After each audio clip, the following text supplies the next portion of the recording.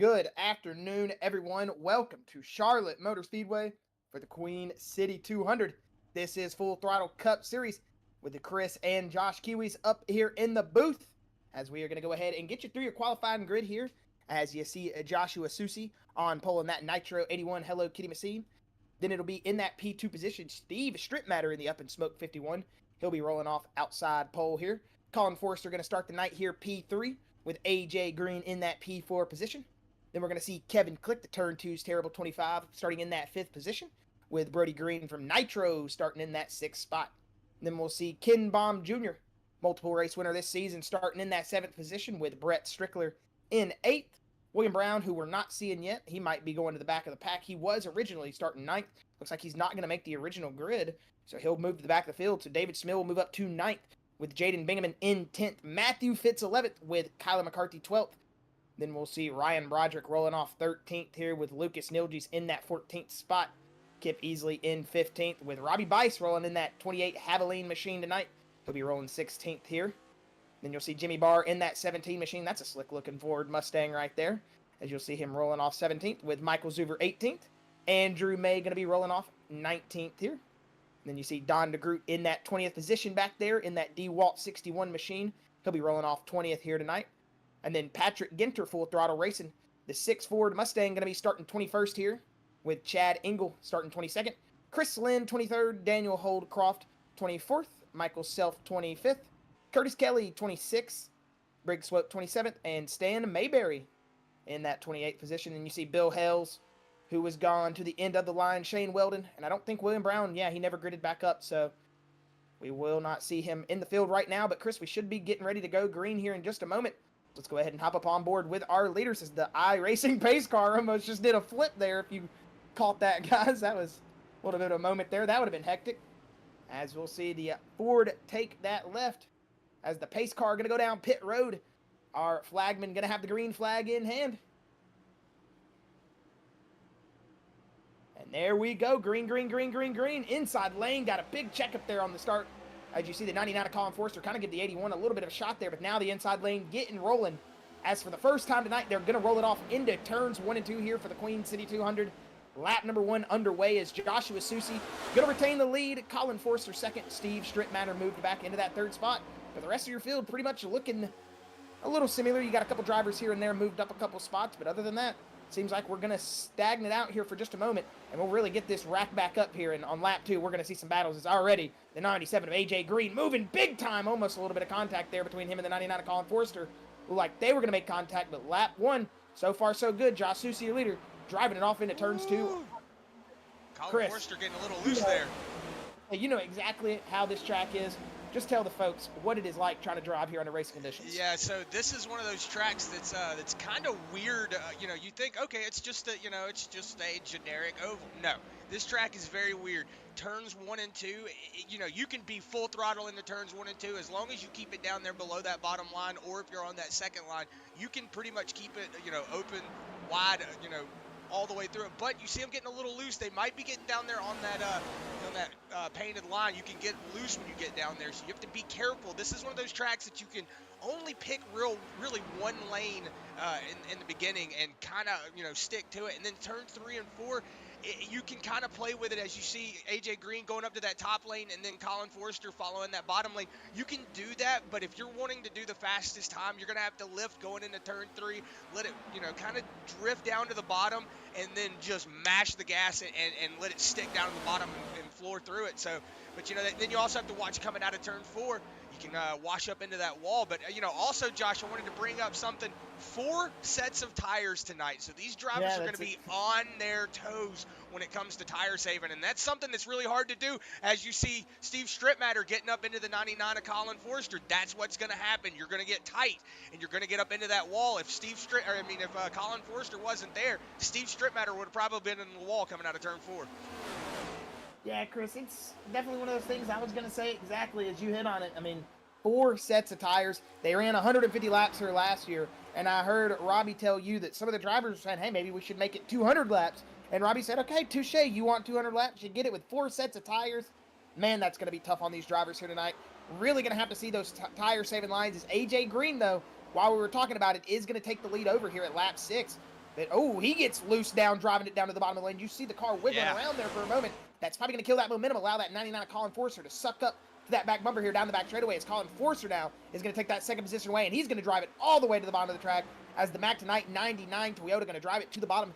We'll see if AJ Green can hold him off, but it looks like Colin Forster is going to get a good run. Possibly not, actually, as it looks like that Davey Allison Kyle Petty race right there, just no wrecking of the wall. As you'll see him drive it back down here into turn 1 and 2, the 99, the 97.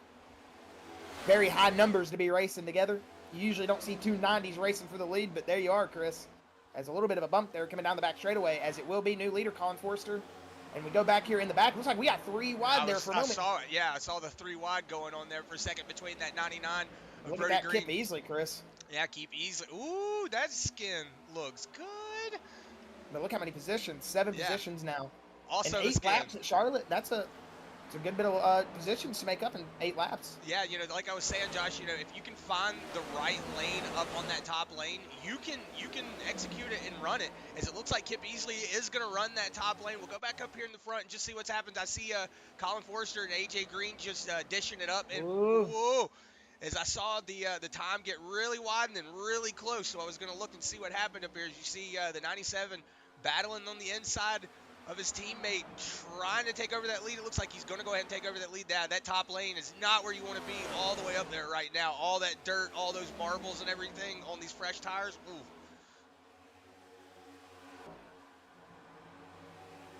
Just going to kind of look back through the field here, see what battles we have going on as I'm looking, see everybody just kind of single filing up there as we were talking about. Whoa, as it looks like the 8 of Kip Easley got a little loose, almost got up into the 24 of Kyler McCarthy, but he's going to keep it down on that bottom lane. You're going to have to watch these bottom lane drivers, though. You know, like I said, we saw it a second ago, Josh, that little bit of twitch that they got in the wheel. You know, you get down there on that bottom painted white line, or blue line, excuse me, it will get you loose a little bit, and that's something to watch out for if you're if you're paying attention to it. Yeah, we call it Harvick in that white line. Kevin Harvick was really famously known for driving that white line, is just hugging it, like you said. So it's one of those things. If you get down there, and like you said, you can get tight, and then getting tight can turn into getting loose later in the run. I mean, it's just all those things at Charlotte. Got to really be on your game. You got to hit every turn pretty much the same and hit this right rhythm. And as you slowly go through the track, I mean, you'll realize that the car, you have to back off entry, obviously more, and it'll turn into one of these things, Chris, that I think these drivers might not have a tough time with the 4 tires, but some of them, we've seen some drivers this season have trouble keeping the tires under the car. It's going to be interesting to see if those drivers are going to be able to maintain and possibly, actually keep it going. Yeah, I was going to say, it looked like Kip Easley was about to take a move to the inside there on the 25 of Kevin Click, but decided to back out of it going into turn 1. Maybe just didn't want to push the issue too quick, like I was, saying before, or we were saying before, these 4 tires, these drivers are going to have to really slow it down and not push. I mean, it's one of those things that you're going to have to make up the position. Will these 9 positions come back and bite Kip Easley in the butt, in 20 laps? That's just going to have to see, because he's pushed up a lot so far. I see Curtis Kelly is also up 16 positions. That 71 machine, haven't seen that name in here yet, so. Yeah, that's definitely another Canadian friend we have besides Don DeGroots. The 71 is a new name. Noticed him when we were in qualifying, but when you said now you haven't noticed the name either, I knew I wasn't going crazy. So I didn't want to point it out and you'd be like, oh yeah, he's definitely been in here. But I knew I hadn't seen that name, Curtis Kelly, but good to see a new driver, new face on the grid. And Chris, he's doing a great job. 17 positions, started 27th, in that 10th spot now. As you're still seeing a battle for the lead here between Colin Forster and AJ Green. But Chris, we were talking about those tires. We know Colin Forster has had moments this season where he's been very wicked fast at the start and then just falls off really bad. Let's just see if he's going to be able to maintain here tonight. Because if we could see Colin Forster keep a good set of tires under him and actually be able to pace, I mean, that would show some improvement in his what's the word I'm looking for? In his understanding of what's going on out there. And, hey, maybe I shouldn't drive the tires off this thing, but he's doing so far so good, and he's obviously got really fast setups. Just maybe we'll see if he can keep the tires on it tonight. We know he's had a little bit of trouble, but a fast driver here at the start of the race, man. If he can just keep the car under him, he could be a force to be reckoned with, not at Charlotte. I'm watching this line that he's running right now, and it's actually interesting. I haven't seen anybody take this top lane like this early on. So I'm wondering if this is that 4-tire factor that we're talking about. He is just going instant conserve line because he is definitely getting out of the throttle a lot more than his counterpart, the 97 AJ Green is. But as you see, as I say that, he takes that bottom lane, but he is taking that conserve line, running that top lane. So maybe thinking those tires are, or trying to keep those tires in his camp as long as he can.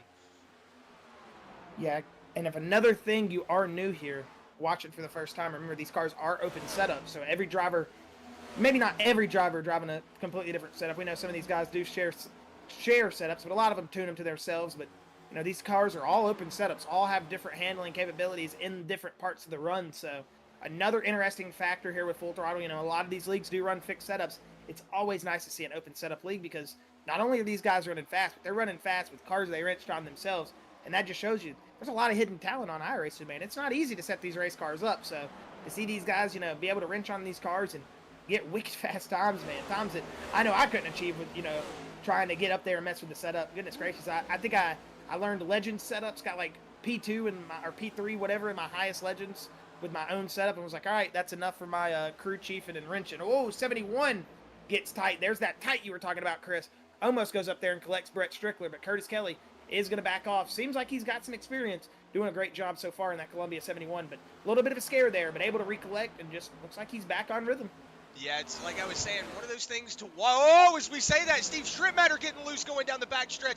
I saw this in practice. A lot of drivers coming out of turn 2 were getting really wicked loose, and then exactly what just happened right there with that 15, or 51, excuse me, just getting really wicked loose coming out of the corner. So that might be, like I said, 20 laps, was where the tires were probably going to start becoming a factor, and you saw that getting really, really scary ride there for Steve Strittmatter, but able to keep it underneath him. Whoa, as I saw, looks like Kip Easley might have got a little bit of a little loose there. I saw a little bit of smoke coming out of the back of his car. We got a big stack up back here.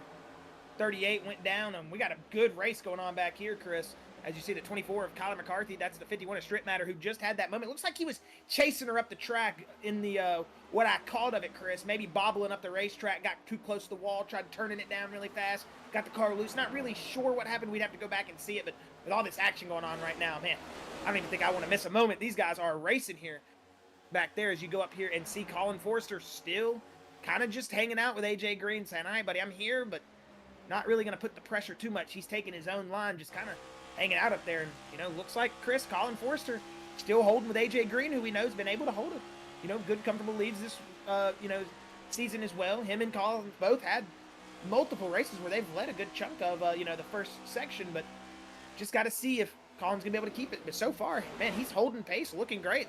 This could just be one of those tracks, Chris, that Colin Forster is going to click all the boxes here tonight.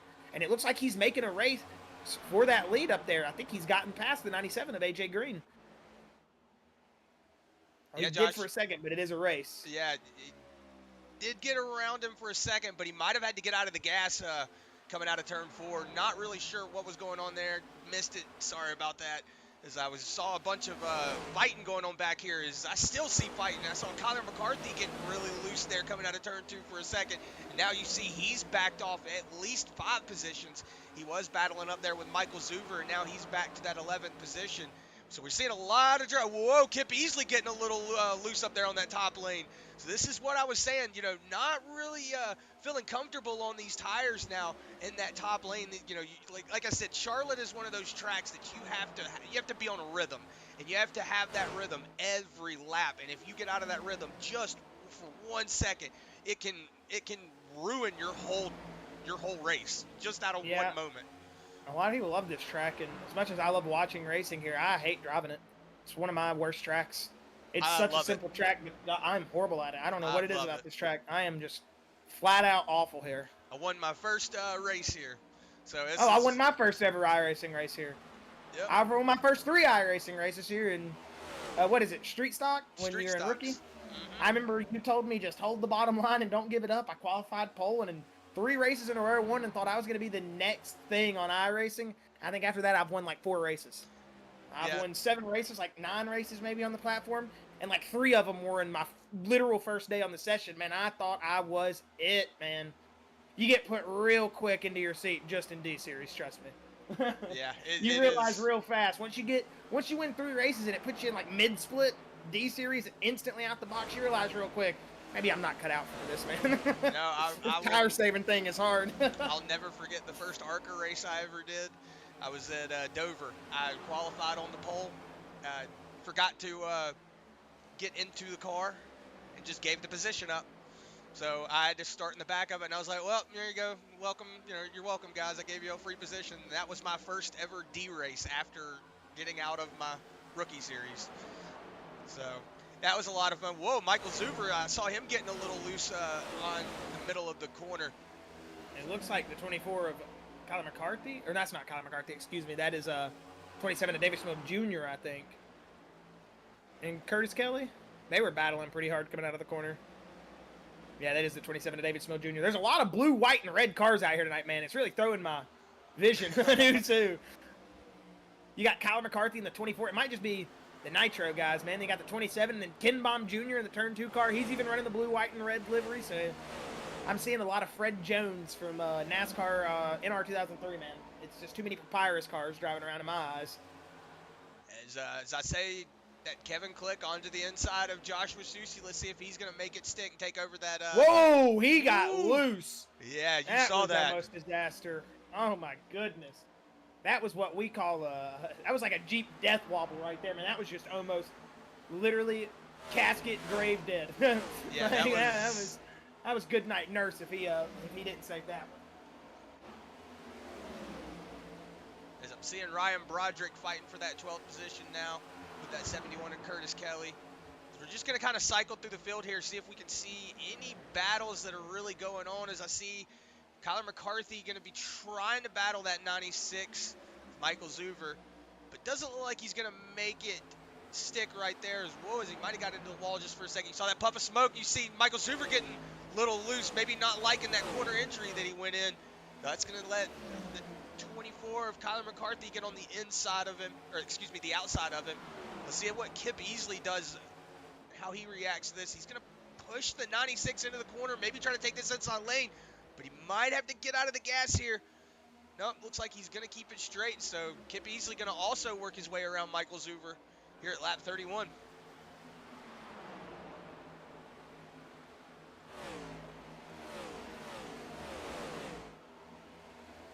Michael Zuber getting a little loose back there, I saw.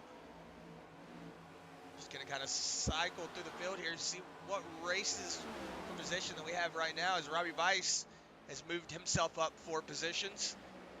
And that beautiful 28 machine, he was telling me about it this morning. He said, or excuse me, earlier today, he was like, I've noticed y'all said something about the Davey Allison scheme. So he was like, this one's for you. And I was like, okay, I appreciate that, and a beautiful scheme at that. Always appreciate a good Davey scheme, man. Whoa, Matthew Fitz getting a little loose. Yeah, he got right up there in front of Curtis Kelly. It looks like he's starting to have a little bit of issues. Chris was running as high as 10th. He's fallen back now to 15th. Still on a good run, starting 27th all the way up to 15th, but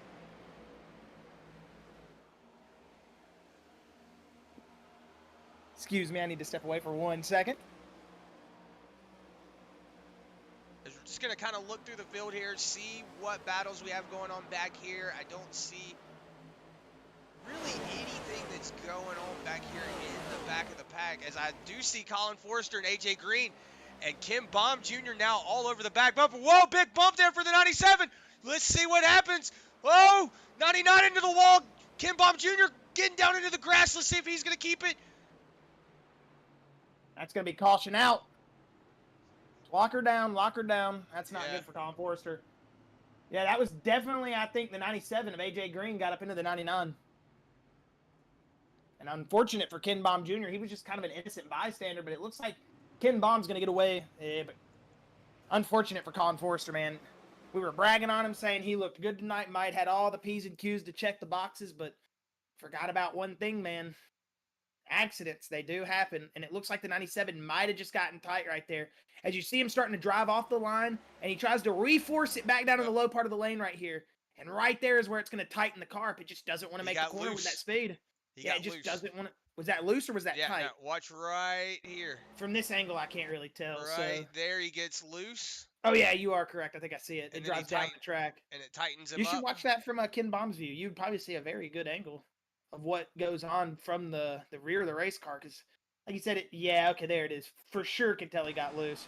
I thought he tried driving it back down a little bit lower, but just gets loose, goes up. And I really wouldn't even say that's. It doesn't even like AJ hit him, possibly. I don't know. I'd have to hear that from the 99s on board. Good save from Ken Baum Jr. Unfortunate that he even... Oh, he's still wrecking here. I don't know. Did he save it? Oh, my goodness. Good save from Ken Baum. I just have to see if he took damage, but... I'm wondering if the 99 and the 97 even touched, or was it just a reaction from the 99? Because it looked like originally the 97 did hit the 99. But now that I've seen it from Ken Baum, it doesn't look like he hits him. It almost looks like at the same time it could have been netcode. I don't know. It's such a tough thing to tell. If anything, we're just going to call it a racing incident. Excuse me. I'm not going to say that that's the 97 or the 99's fault. They were just racing hard for the lead there. I see.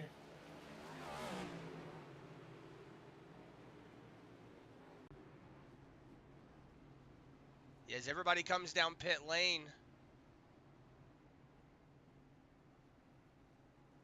Do apologize if we were skipping there for a second. It looked like the internet was having a moment. I think is it back?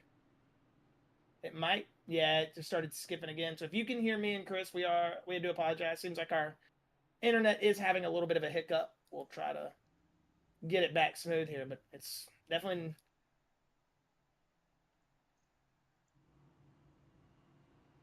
Let's see.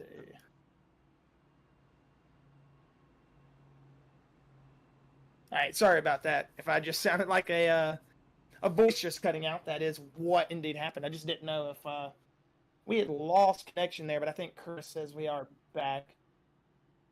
It seems like it's going and coming, so yeah, we do apologize about that. But if you can hear me clear, it should clear out here in the next few seconds. Not sure why it's doing that, though. It just seems like an ISP thing. Seems like we're losing some internet right here. I'm gonna have to get out there and get the hamster wheels spinning faster.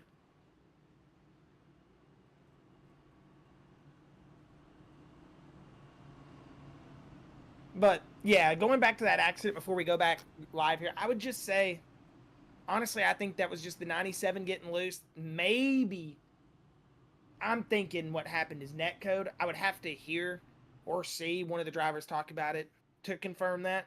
Because if they had contact on either of those, obviously we can't see the contact or incident points, or I could just tell you. But if they made contact, then yeah, I would definitely say that was netcode, and that's what made the 99 go up right.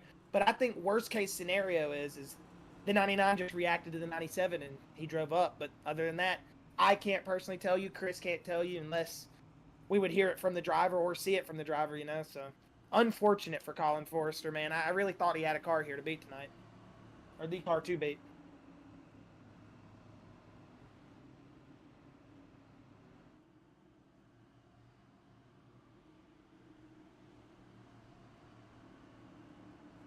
Is something updating on your computer or my computer? Let me check my Steam here.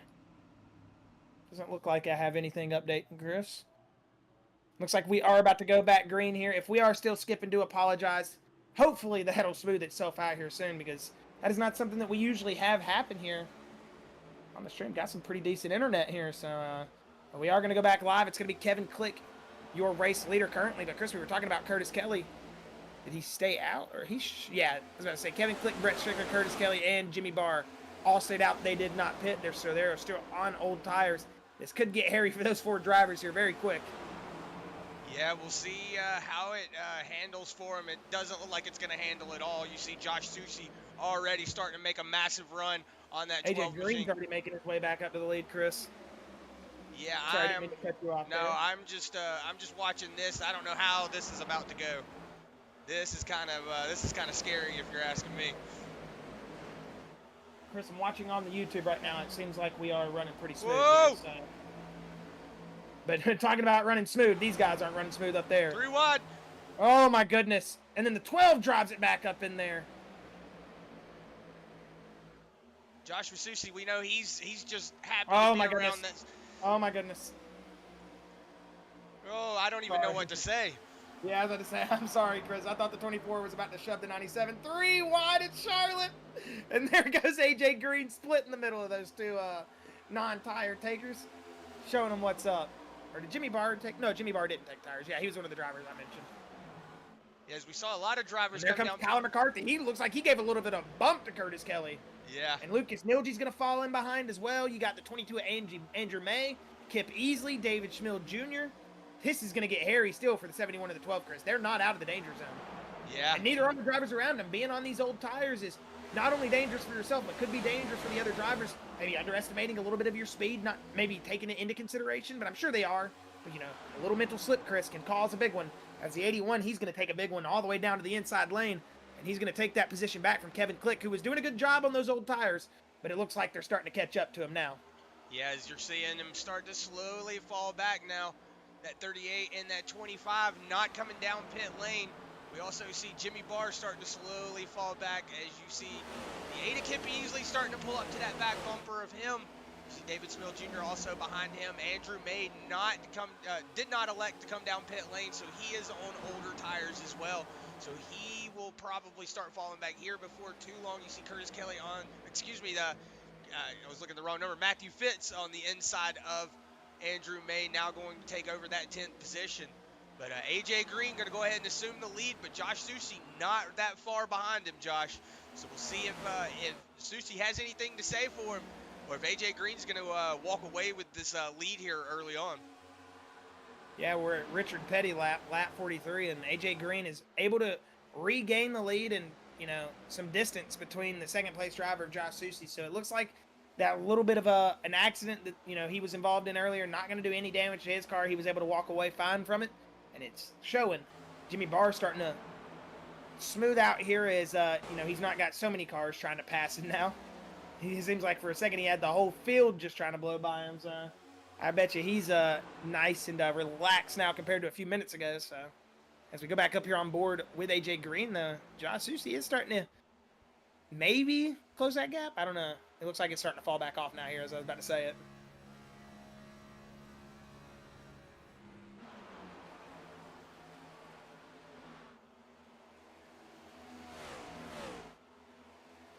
Yes, right now everybody's just kind of single filed out. We're going to go back here through the field and see who's battling who, as we see right now Jimmy Barr under attack from that 8 of Kip Easley. Kip Easley not able to put it to him just yet. Jimmy Barr able to hold him off with those older tires, but maybe Kip Easley not wanting to push the issue too much. But we know that Matthew Fitz behind him, he will push the issue. He just doesn't care. He'll drive it in there. Doesn't matter where it's at.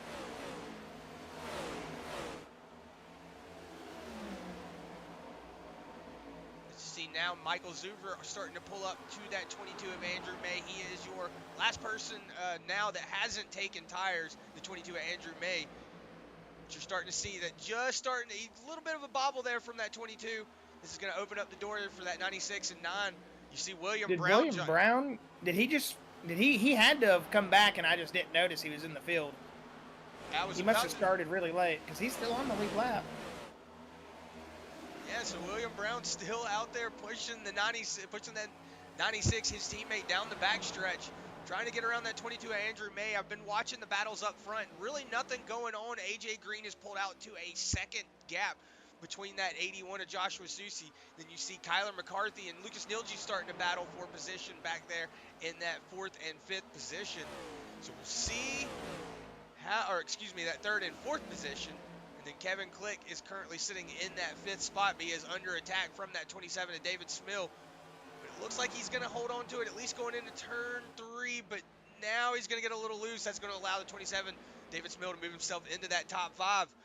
So here at lap 49, David Smill Jr. going to move himself into that 5th spot. As I see a little bit of a battle going on here now, it looks like William Brown going to get around both his teammate of Michael Zuver and that 12. Jimmy Barr, I'm looking at the ticker while I'm trying to talk, watching all the battles that are going on, just trying to make sure I'm not missing anything. We're coming to lap number 50 here. AJ Green doing a good job out in front. Like you said, just kind of stagnant out there, just Nobody really in his immediate area, a second away from Josh Susie. Kyler McCarthy is 2/10 away from Susie in third. And then behind him, a 10th is Lucas Nilges. They're starting to pull up on Susie. If they were to work together, I think possibly they'd get up there. But obviously, McCarthy and Nilges probably not going to work together. Two Nitro teammates right there in the 81 and 24. So I don't think the 24 is really asking for a handout from the 3 here. But still going to be a good race nevertheless, excuse me. Kevin Click in that turn 2 Terribles machine. He still didn't take tires, right? That was the guy that didn't take tires. Yeah. And Brett Strickler in the 38 both did not take tires that last time. And they're doing a good job. They're doing a really good job. Yeah, hanging on. You'll eventually see it's gonna catch up with him eventually, but yeah, Matthew Fitz is probably just not. Whoa, big drive in there for Matthew Fitz. As I was saying, it gets a little loose having to get on that brake. Let's see what William Brown does. Two teammates in that 69 and 9. So we'll see if William Brown the 96. And also the 96, yes. See if he can make it stick there. They will. William Brown and Matthew Fitz going to get around. Big block from the 38. Wondered if he was just said, all right, I'm just going to go ahead and get out of the way. I don't know, like a block to me, but he could have been also driving to the low lane. I'm not sure. Also, don't hear the team radio. I have it unmuted. They could have, or the voice chat in game. They could have said something like, hey, I'm just going low here.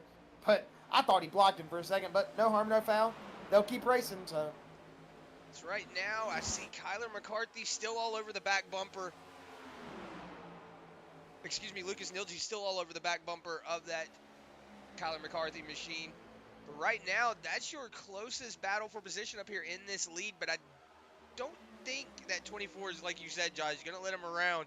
He's gonna block him and try to hold him in that 4th spot.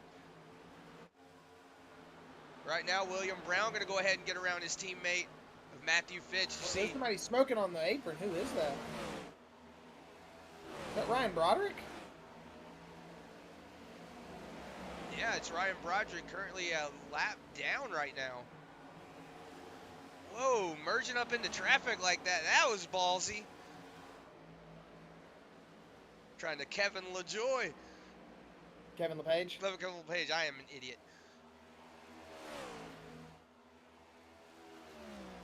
All good.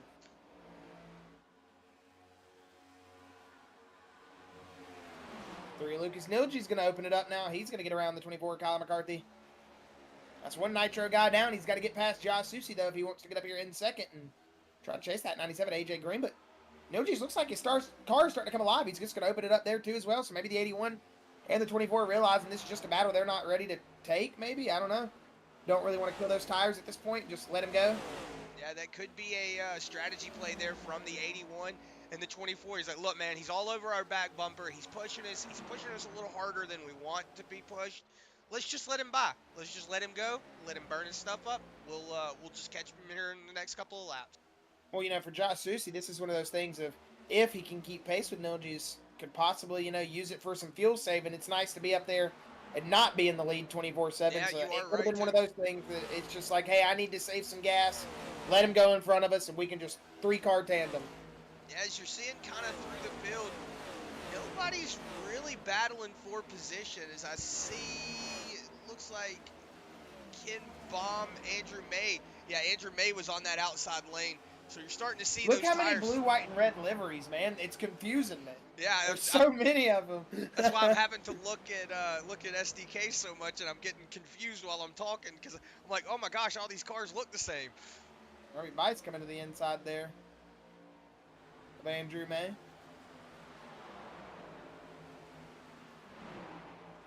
Let's go back up here on board with AJ Green, now currently sitting 2.15 seconds away from his teammate of Lucas Nilge, so about 2 1/4 second away from his teammate, but you see him starting to slowly pull away from that 81 machine.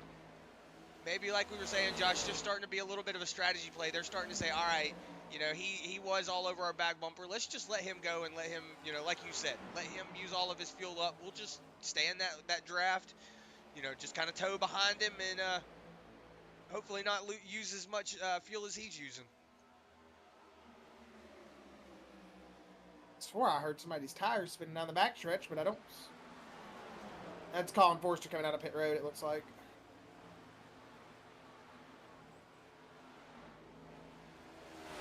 Yeah, he's still on lap 35. The rest of the field's on lap 52.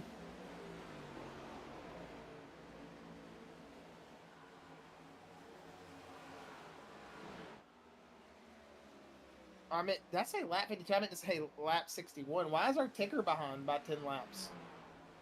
Or is my stream behind by 10 minutes? Oh my goodness, I'm not live on my stream. I was looking over at my stream to go off their lap times, man. I was 10 minutes behind on my YouTube stream. I apologize. As you're starting to So see. he's down, what, 25 laps? 25 laps. Actually, I will tell you. Just 1 second. With 71 of Curtis Kelly's going down laps too now. He's 25 laps down. So that tire play for Curtis Kelly definitely came back to bite him in the rear end. 27th back to where he started this race, or 28th now, and the lap down, unfortunately, for Curtis Kelly. Unless he had something happen that we missed off screen. I don't see any markers. And he didn't come down pit road, so. It does tell me Ryan Broderick crashed, but it also could have just been for going off of into the grass. I know iRacing does give you false crashes like that. Yo, Rylan, it's all good, buddy.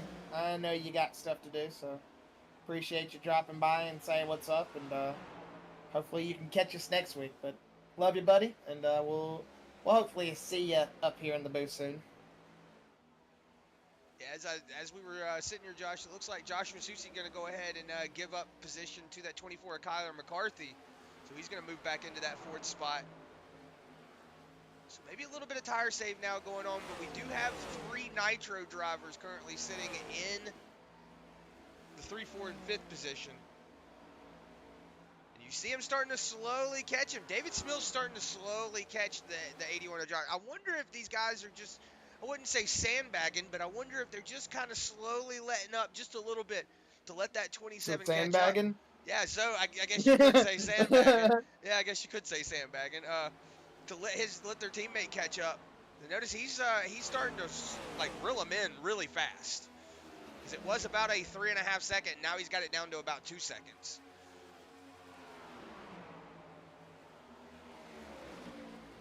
You see Chad Engel there in that 10th spot. Started 35th here tonight, or 35th. 23rd, he's number 30. I don't know why I said that. Started 23rd here tonight, up 13 spots in that 35 machine, and he's rounding out your top 10 right now. I mean, these Nitro guys, man, they got fast setups. Wait, did Kyle McCarthy and them just come down pit road, or is that just my live time and freaking out? Jimmy Barr coming Jimmy down Barr pit road. down pit road. Yeah, currently one of your drivers that did not come down pit lane, so he is going ahead to elect to take that set of tires. Maybe those drivers, Kevin Click and co, Kevin Click, Andrew May, Brett Strickler, maybe they were just thinking, hey, we don't have those, that extra set of tires. Let's just not take one and hope we can hang with it. But as you're seeing, it's not really playing out very well right now. Looks like the rubber's not meeting the road, Chris. I mean, it just happens. And you play a very, very, bold strategy like that. You see how it turns out, Cotton. I mean, it just, you got to take tires there, I feel like, at that part of the run. And you hate it because, man, Curtis Kelly was looking fast. Jimmy Barr wasn't looking too bad. I mean, these guys weren't looking bad. They were moving through the field some. I mean, it's just one of those, you got to take tires when the rest of the field does, because you're going to get stuck. Especially when you saw y'all went, like 40 laps, green flags, or 35 laps, excuse me. So it's just one of those things that, it's one of those decisions you make hoping, but sometimes you don't get those prayers answered, man, from the race gods. And you hate it for one pit stop at the start of the race to kill your race. But those are the things you learn at. You got to take those gambles sometimes a little bit later in the race and maybe think, maybe not right now. Don't want to go all in at lap 35. Because when you go all in at lap 35, even at lap 68, you're already ready to punch a hole through your monitor and get out the sim rig. So just, it's a learning experience. And it's one of those things that it'll be in the back of their mind now next time they want to stop early. And think, hey, if I ain't gonna do it if the rest of the field is. I mean, I'm not. I'm gonna do it if the rest of the field is. I'm not pitting though. If everybody else is staying out, kind of thing. It's just Ooh, a little bit of sometimes you go off your gut. So, oops, sorry, Chris. I was just gonna say sometimes you go off your gut instinct and you just don't get the right result. And unfortunate for the guys that didn't take tires because it looks like all of them are having to struggle right now. But continue, Chris. Sorry. No, I was gonna say it looks like Andrew May, Brett Strickler, and Kevin Click all coming down pit lane now. So the drivers that did not come down pit lane are on their way down to get that fresh rubber. So maybe if these drivers come down within the next 30 laps, I would say pit again. Whoa, is the 97 of AJ Green getting really loose coming out of turn 2? Yeah, he was all the way down there to the bottom of the track. Yeah, they're already 40 laps now on, well, about 30 laps on these tires. So this is where the looseness is going to start really showing its ugly head. You see, that is the 61 of Don DeGroot going to go a lap down. She's going to go ahead and let that 97 go around him. Looks like AJ Green going to make it out of turn 2 fine this time. We'll see if he can hold it together for the remainder of the I guess these tires, you would say, for the remainder of these tires and not overheat them because, whoa, as I see a bunch of smoke. I didn't see smoke. Maybe that was from the drivers coming out of pit lane. Not really sure. We do know the smoke does linger around down there, so the drivers that did come down pit lane, maybe that was just what we saw. As we're riding on board here with AJ Green. He is coming into a lot of lap traffic. We know this is not what he wants right now because that's going to open up the door for everybody behind him who's not having to battle through this lap traffic. As you see the 71 there, Curtis Kelly trying to get a lap back, and he does. So the 71 going to go ahead and drive his way back up into at least another lap. I think he's still one more lap down. Possibly two.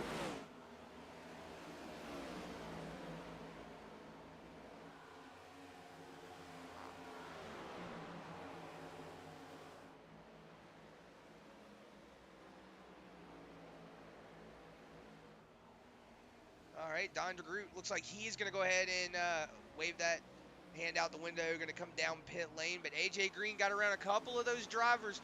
Lucas Nilges, though, you see how many he's got in front of him. He's got that 12 in front of him. Excuse me, that is the... No, it's not a Ken Bot. I can't... All of these cars look the same. I was about to say all the red, white, and blue cars. All the red, white, and blue cars are confusing me. I was like looking at them and I'm like, wait, who is that? That is the 12. It is the 12 machine. So the 12 machine of Jimmy Barr is in front of Lucas Nilges. You also see the 6 machine. That's Patrick Ginter. He's going to move his way up to that outside lane. Just going to go ahead and let that 3 of Lucas Nilges go by. So now a lot of lap traffic starting to come into play for these guys behind them. It's Kyler McCarthy also going to be battling through that. Josh Fasucci not liking all that lap traffic either. You see the 99 there. Colin Forrester on that outside lane having to really get up on the brakes there for that 6 machine. It's causing a lot of stack-ups here at lap 77.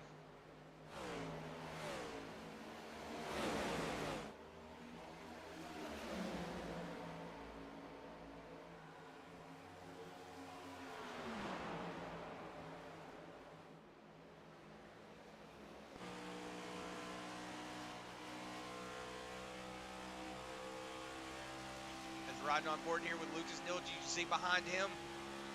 I'm sorry, Chris. I was talking this whole time. I was muted. My bad. No, you're good. So behind him is... That was Kyle McCarthy behind him. I'm sorry. I thought I had heard somebody say something. I'm sorry. Yeah, as you see, though, Kyle McCarthy and Josh Fasucci are starting to pull up to that 3 on the hand of lap traffic. That was able to slow them down just a little bit. So it looks like they're not really extending that invite to try to get up there and pass him. But so far, it looks like they have caught back up to him. But a little bit of a blink there from our cameras. No, Josh Fasucci was blinking. Looks like the 99 of Colin Forster, though, is going to start passing all those guys. We do know he's on fresh tires, so... or fresher tires. Yeah, unfortunate what happened to him early on in the race. So Robbie Weiss is down pit lane. AJ Green fighting this little bit of lap traffic that he's got now in front of him. See, that is the 91 of Brody Green. He's going to go ahead and go a lap down.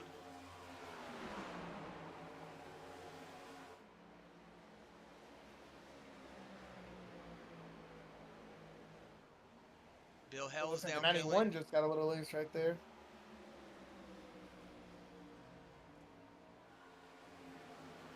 Yeah, I wonder when we'll start to see green flag pit stops. I mean, I know we have... Let's see. Can't find my mouse cursor right now to see the last pit lap. Yeah, as I say, I know they put it on lap 35, so what, that puts us about 50 laps here almost into this run. I mean, they only got 4 tires, so maybe around a lap 100, possibly even, depending on their fuel. I don't know how much fuel they can take, so I'd assume they're going to be pitting here within the next, like, 20 laps, maybe. Yeah, you know, like we always say, you know, like how cautions breed cautions. Well, pit stops start breeding pit stops. People start seeing that, like, should I go down there and make that tire change? Should I go down there and get fuel? Should I just go ahead and do it now? This car's not feeling too good. You know, that's whenever people start coming down pit lane. Is Jaden Bingham and also Shane Weldon coming down pit lane. So now everybody's starting to pull that trigger, see how these lead cars start to play out. As Lucas Nilge still got a 2-second gap between him and AJ Green, so AJ Green's still up there by himself. Lucas Nilge. Something happened to Kyle McCarthy that we didn't realize. He's falling back a little bit. Yeah, maybe got a little loose and had an issue and just got out the gas. We see William Brown's now moved himself up into that 4th position. So Josh Susi gonna have that Team Sparkle Unicorn number 9 about to get really close in that rear view. Yeah, now the Team Sparkle guys are thinking, yeah, what's it like to be in a bubble now, buddy? Now you see what it's like. Yeah, it looks like is that the 2 of Ken Baum? Yeah, he is sitting currently in 21st. Yeah, he was battling there with Lucas Nilges. Looks like he might have taken the line away from Lucas Nilges, and I saw him get a little loose, and that's why you see him starting to drive away now. But also those older tires on that 3 machine won't help him either. But you see there, the 53 of Bill Hell's got himself back up into the mix. He's going to have to try to get himself just a couple more positions so he can get that lap back. We know he's got fresher tires, so he'll be able to catch those leaders here before too long. But now, as I'm saying that, Josh, AJ Green's starting to lose time. He's now got about a 1.5 seconds to him. Whoa! Yeah, he's also getting no, hold on. Oh my gosh. Oh my goodness. I don't know why I react like that sometimes, man, but I can literally feel the panic in these drivers' hearts. As he's got so many guys on fresh tires now starting to blow back by him, Chris. Gosh, you hate this as a leader. And then this is when you really start thinking, should I just come down pit road? Yeah, because I just had to like stop and collect my thoughts there for a second, because that was almost bad. If I was AJ Green, I'd be like auctioneer right there. So how do you think I feel? I was like, hey, I just like, if I was AJ, I'd be like, hey guys, can we take a timeout, red flag this race? I got to go change my underwear, man. That would have scared me pantsless. Yeah, it was a close one for sure. It looks like the 31 going to re-enter on the blend line. It's the 31 of Daniel Holdcroft. Another name that also I was name. gonna say, I just realized when you're reading out the qualifying grid, sometimes you don't realize until you get into the races and you think, man, I haven't said that name before. So now we see the 99 of Colin Forrester all over the back bumper of that 97, showing that he still has the speed. He's like, hey man, if I wasn't 25 laps down, I'd still be battling for that lead.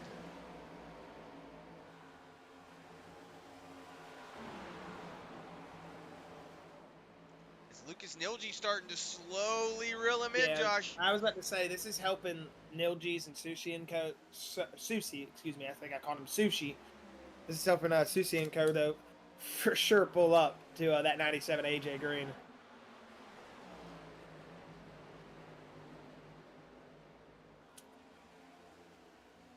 As you see, Nilge's, He's going to have a moment to attack. Here comes that 31 of Daniel Holdcroft, though we did just see him leave pit road on those fresh tires. So another obstacle to really... Oh, 97 and 99 are making contact.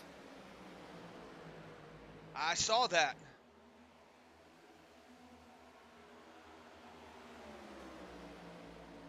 That was almost bad. I saw him get loose. We'll see. Can we do a blockbuster rewind right there? Yeah, we'll go ahead and rewind it and see what happened.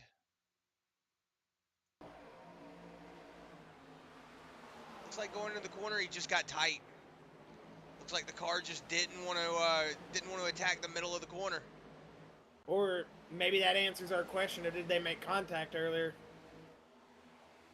Woo, still getting The loose. 99 looks like he's on a mission right now to pass.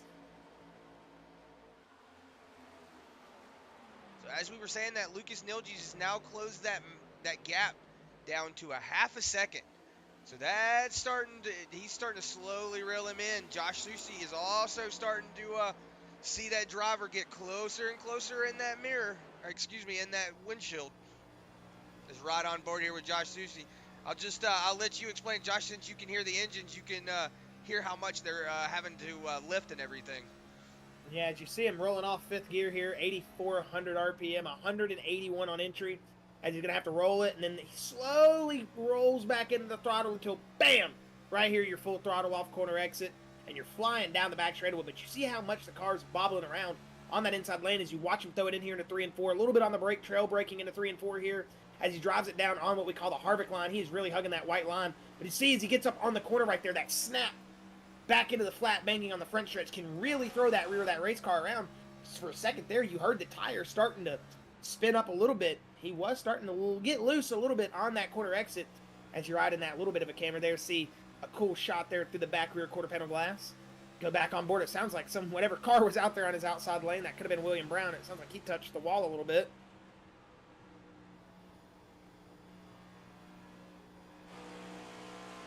As you look out off the back of the roof over that rear spoiler, they're getting harder to see, those rear spoilers, man. They did a good job. You can't really see that thing. I didn't even notice it until I said it. As you see William Brown, though, back there, the number 9 machine, he did originally qualify for this race on the pole, so, or not on the pole, excuse me, in ninth spot. I don't know why I said on the pole. He started in this race on the ninth position, just didn't grid up, but obviously made grid in time to not be a lap down, and he's rolling his way back up to the field, man, showing that he does have a car to beat here tonight. And as I say that, Ken Baum Jr. has got that 97 stuck there, and it looks like 3 Lucas Nilges is going to take big advantage of that. Yeah, as I'm watching here, Andrew May trying to hold on to that lap that he's got here. He did drive up there, take it back. Or excuse me, might be being caught, not sure. Lucas Nilges, though, on that inside. Let's see, AJ Green gonna finally give up the lead for the first time since he took it. So at lap 96, Leader, yeah. Lucas Nilges, but Josh, look at that. Josh Susi on that outside, he's like, all right, I saw you do it, now it's my turn. And he's going to do a big drive on that outside lane. A little loose there on the corner, a little bit of a wobble, but he's going to collect it, and he's going to get a big run down the back straightaway. You know what they say, Chris, loose is fast, and Josh Susi is cooking beans down the back straightaway as he's going to drive it down into turn 2. Not the gap that he thought he was probably going to make up, but still, he's right there in striking distance still at Nilges. He's probably still just hanging out comfortable. You know these guys are going to be making pit stops here soon. So this is really where you're going to single file out, and you're just going to kind of cruise. Just hang out. Because you know it's coming soon, Chris. And we've said it time and time and time and time before. A good pit stop can do you good in a race. A great pit stop, though, can mean volumes in some of these league racing. And this is no diss to any of the drivers, but we have seen a lot of issues on pit road this season. Some drivers missing stalls just by a little bit, speeding or under, you know, what's the word I'm looking for? Under the speed limit. I can't think of why. I don't know why I can't. Driving slow down pit road, goodness gracious, I don't know why I couldn't say that. You know, just not going the speed limit, not maximizing their time on pit road, making the most out of their time. You know, a little bit lackluster sometimes on pit road from some of these drivers, not necessarily trying to do it intentionally, but maybe just not confident in the race car, not confident in their ability. Maybe too many speeding penalties. We know it happens. Everybody turns into Kyle Busch once in a while and gets all of them, as many as they can, in 1 week, and then you just don't want to go down pit road fast anymore. But if you can make great time on pit road, you can make up so much time, or possibly even take the lead from 4th, 5th position, just depending on how close you are when you come down pit road. So it's just one of those things. With this race coming so close to pitting, you might see these drivers just be a little bit more hesitant to try to make that move because they know, hey, I could possibly make it up on pit road here. As I see Stan Mayberry making his way down pit lane. This is where I'm wondering if around lap 100, now they know, how long these tires can last. They came down, we've been, what, 65 laps? 65 laps on tires right now? Yeah. So, they it'll know. Be 70 laps at 105. Yeah, so at 105, like you said, that's 70 laps. They know that they could probably come down at least in another 5 laps. Come down, get a set of tires, and then you have 2 sets of tires. As I say that, Josh, AJ Green down pit lane. Yes, AJ Green will be pulling the first down pit road. Matthew Fitt's going to follow him as well. This could help Matthew if he gets a good stop here. This could help him catapult a couple spots. Yes, in iRacing, his name is Princess Banana Hammock. So I want you guys to know that. Well, that is that is an interesting name. Yeah, we'll see if Princess Banana Hammock can make up some time on pit road here. As William Brown's down pit lane. Oh my God.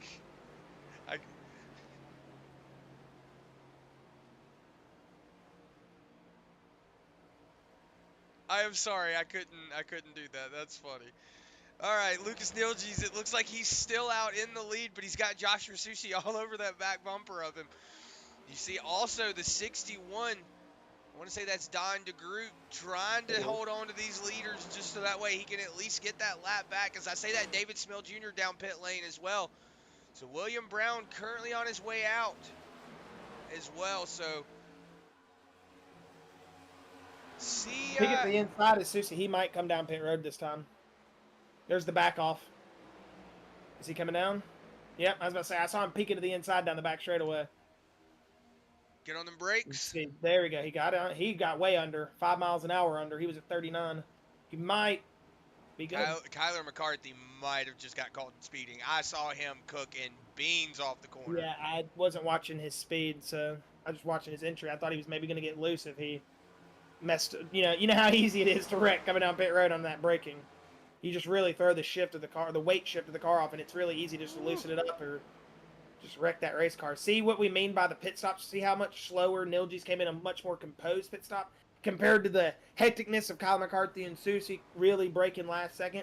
This could be one of those things that it may, once we cycle back out, could kill time for Nilges. I don't know. He could have just hit a very graceful stop, and it just looked slow because of how perfect it was. We'll just have to see, but it did look a little bit slower visually, I would say. Yeah, so your new leader should be Kevin Click by the time he gets around. But Kevin Click also on 30, 40, 40-something lap old tires. So this is going to be, Kevin Click's not going to be in the lead for too long. I know he'll have to come down pit lane for some tires. William Brown. Well, yeah, he's only got guys that are on fresh tires 4 seconds away from him. So he definitely won't be in the lead for long. If you know how these fresh tires work, that 4 seconds is like 4/10. They're going to catch him really fast here. As we say, now the lot of drivers not off of the lead lap.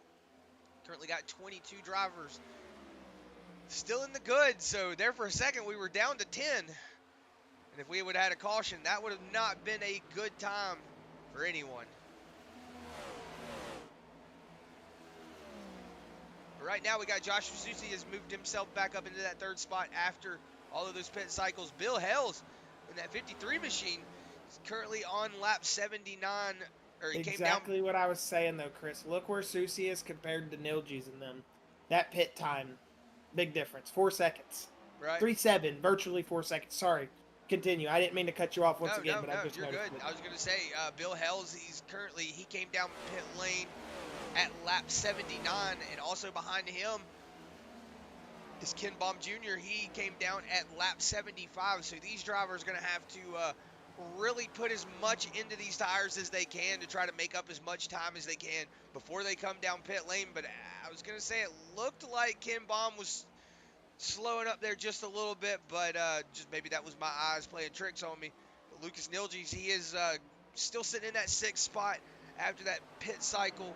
He came down 2 laps before, excuse me, David Smil Jr. came down 2 laps before Lucas Nilges, so he is currently sitting in that 7th spot. Kyler McCarthy doesn't look like he had a speeding penalty. Might have got. I know iRacing does have a grace sometimes, even if you're going like 5-7 miles an hour over, as long yeah, as you as stop long as you're instantly, like, slamming yeah. on the brakes, like they'll give it to you.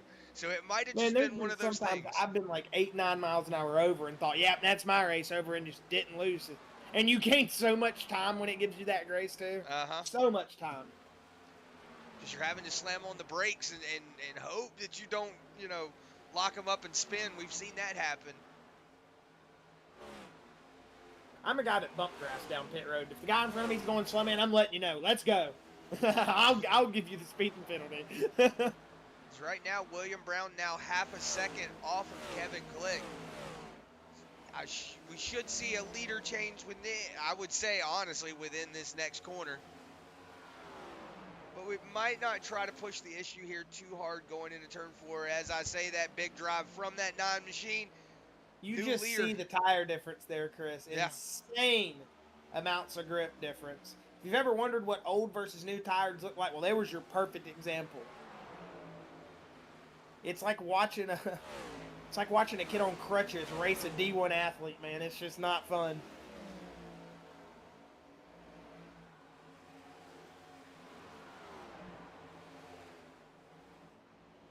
But Chris, as it looks like the field is cycling out, we do have our drivers going here. Everybody has come down pit road. You think it's time to throw it to a little bit of a full throttle, turn it up? Yeah. Well, as you've got your drivers here going, we're going to throw on some camera angles, get those volumes cranked up, and enjoy this Turn It Up, brought to you by Full Throttle. We'll be back here in just one moment.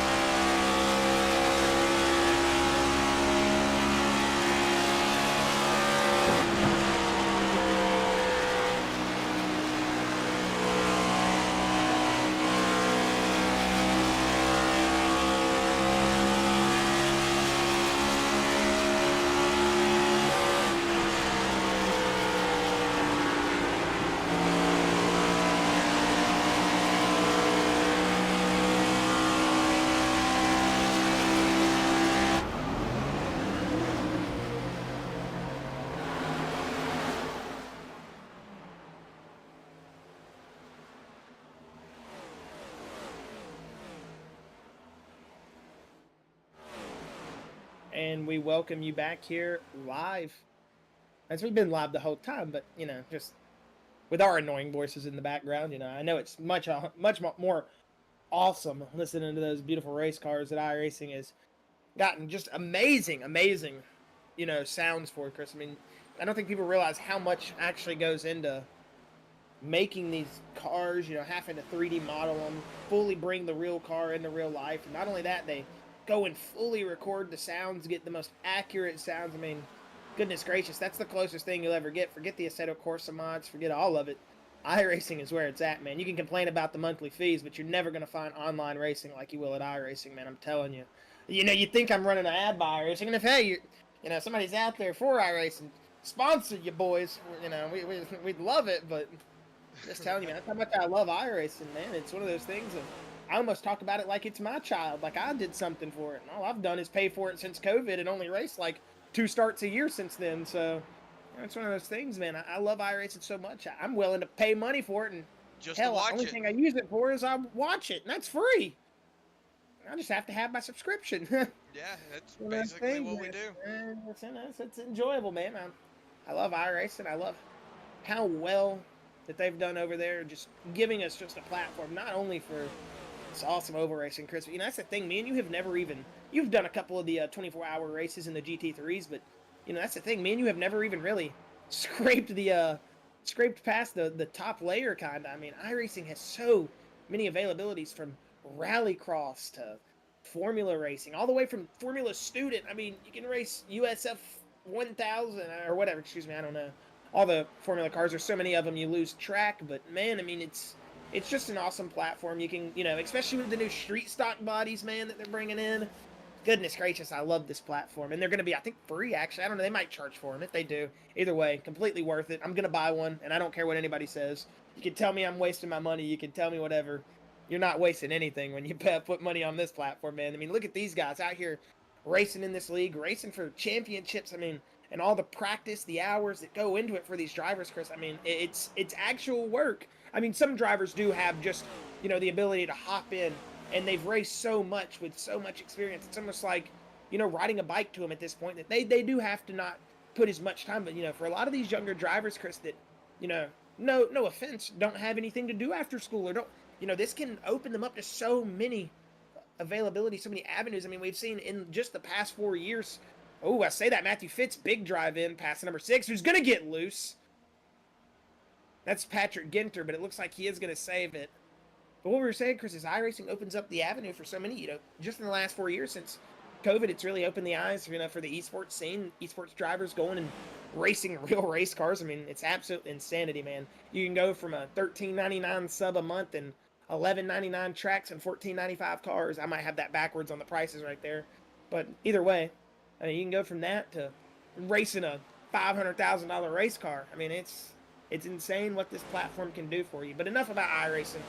We're going to get back to watching some iRacing. William Brown is your leader right now, Chris. 2-second gap to that 3 of Lucas Nilges, who started this race in that, 15th position, sitting in that second spot. But Susie and Kyle McCarthy, David Smith Jr. still hanging out. He was like this earlier before the pit stops.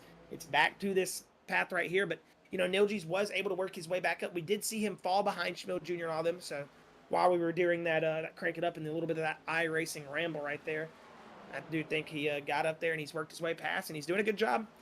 He's 6/10 away from those guys. He's actually, 7/10 away from David Smith Jr. and only 5/10 away from that 81 machine. But Kyle McCarthy looks like he's having to do a little bit of catching up here with his Nitro teammates. Yeah, he's about a second off right now as I see that. And then the gap between him and 6th place Matthew Fitz is about 5.5 seconds.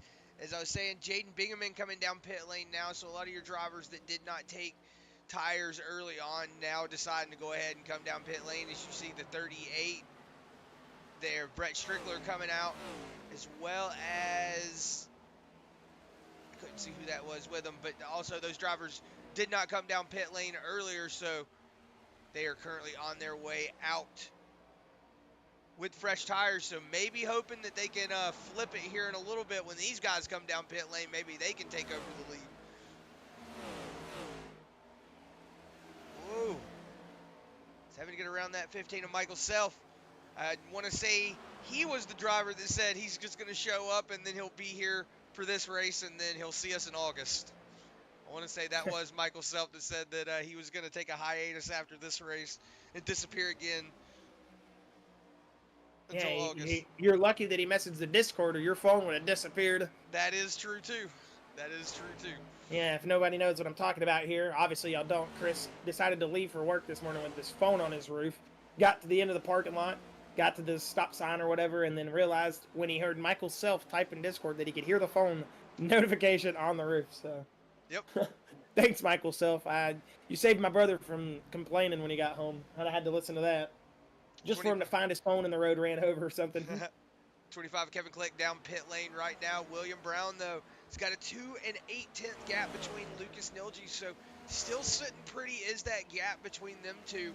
But Josh Zusi doesn't have much of a gap between him and Lucas Nilge. He's now got it under a second. It was about a second 2 laps ago.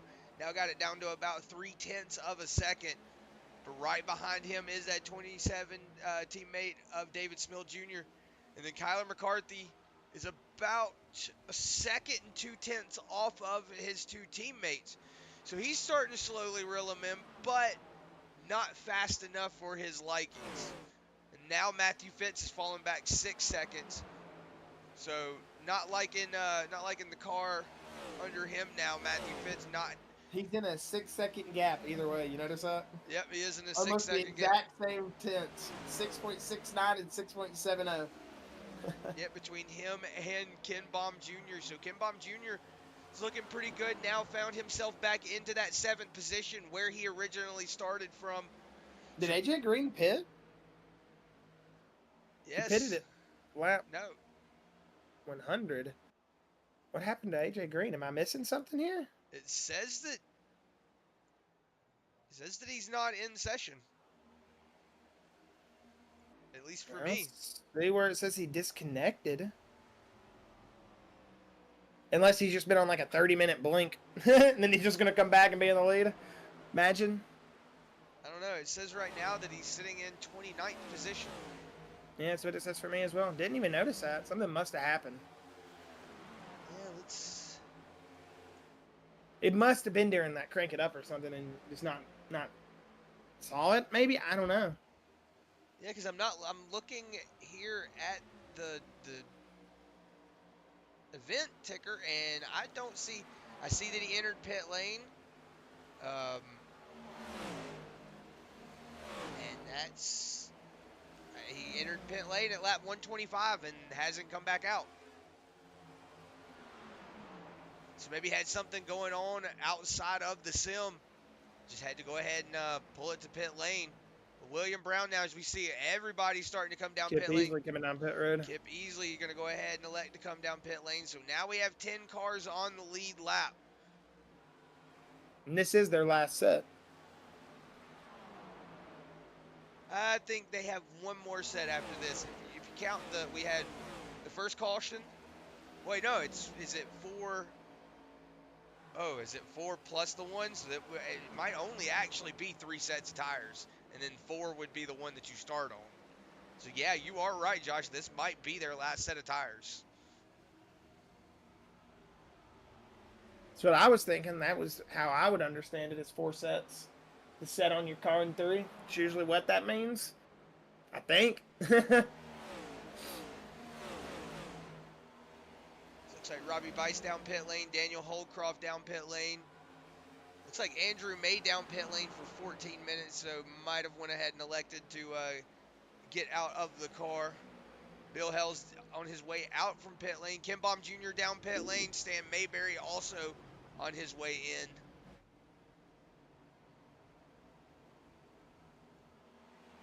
So right now we've only got 7 cars on the lead lap. William Brown, Lucas Nilge, Joshua Susi, David Smill Jr., Kyler McCarthy, Matthew Fitz, and Michael Zuver.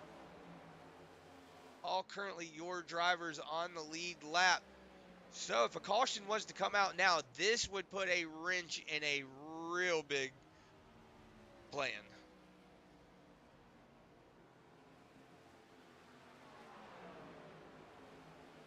Yeah, that would That would make things funny.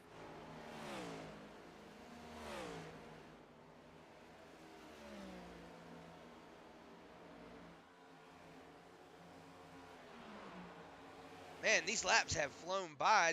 I just looked and realized we're almost we're over halfway done. We've only got what 65 more laps left to go now. Man, this has just flown by. It's been a quick race indeed, but still got a good bit, Chris, left. And you know this is where you got to be on your P's and Q's. You Yeah, can lead 199 laps around here, but one lap can kill you. So you just got to be on your P's and Q's at a track like Charlotte. And I know that sounds like a thing you say every week with every track. I mean, it's true. It's a rhythm. It's a rhythm race, man. If you're not in your zone, if you're not ticking every box, if you're not hitting the line right, if you're not saving the tires, saving the gas, making sure you're not fatiguing. I mean, it's just one of those things, man. You gotta do everything right. yeah. It's right now. Looks like William Brown has still gotten a pretty good lead over Lucas Nilge's. Still a 2-second gap between him. But I was going to say, Josh, as you were talking, Kyler McCarthy has slowly, as I was saying that now, as the gap has widened out. He had gotten it down to under a half a second, but now he has gotten it out to almost a second over David Smill. So he was able to get up there and start racing with his teammates. But it looks like he's gotten a lot of looseness. It looks like he was getting a little loose coming out of turn 2 there just now. So maybe that 24 not liking the tires under this car now.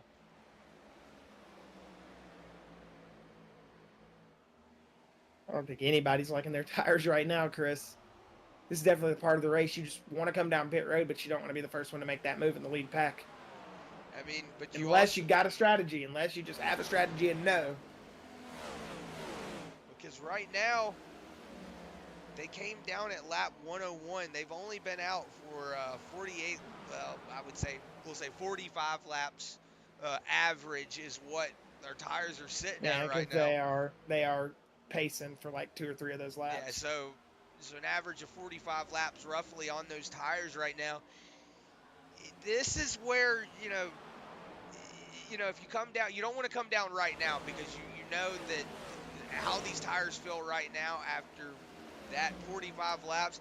You don't want to put yourself, with 10 laps to go with this filling tires. So I would say roughly around 160 is where you're going to see these guys start really coming down pit lane. At least your top 8, right, or your top 7 right now. Excuse me. Yeah, it's got to happen. Not relatively soon, but it's going to happen. I mean, you don't want to throw that last set away unless you're thinking caution. Maybe just try to stay out for as long as you can. People are going to start getting antsy, maybe. Yes, Kyler McCarthy has now caught David Smill Jr. at least. But Joshua Susi has extended that gap out between him and David Smill to about a 1 2/10 gap. So Joshua Susi still got some tires underneath that car. He's able to try to at least get up here and battle it, or get as close as he can to Lucas Nilge's before he comes down pit lane. But you see in front of him a lot of lap traffic. Whoa, caution, caution, caution. Curtis Kelly? Yeah, I do see. No, it looks like Curtis Kelly's coming down pit road. I know he's damaged.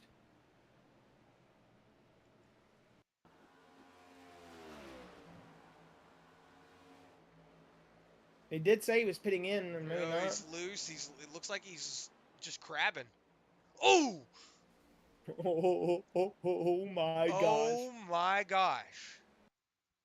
It looks like he's loose. Like, honestly, if you're watching it, it looks like he's crab walking down through the corner. I think he was just drifting the corner, yeah.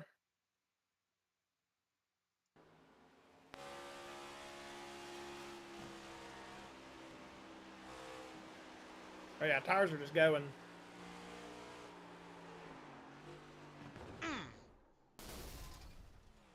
You just hear it spinning. Oh. That's not fun. All right, well, we're going to just go on board here with Curtis Kelly and watch it from his point of view. Well, there was that caution I was talking about.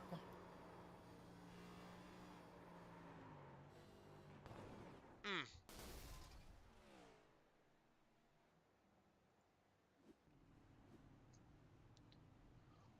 Well, off of the caution brought out by Curtis Kelly, William Brown has brought it down pit lane. It looks like Josh Susi and Kyler McCarthy didn't come down pit lane, Josh.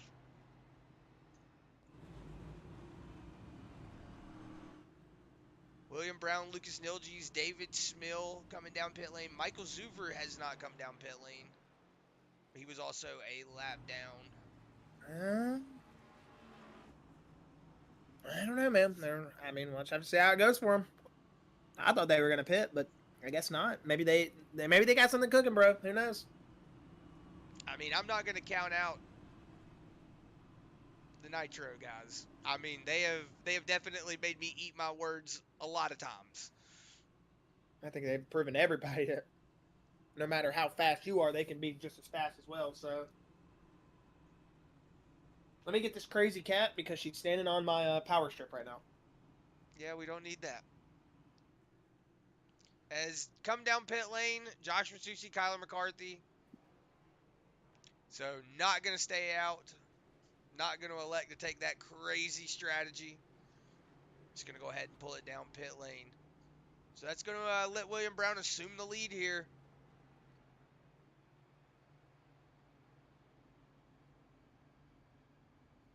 I mean, they shouldn't come out bad from this, right? I mean, everybody else is lap behind them, so they'll still come out in a good spot.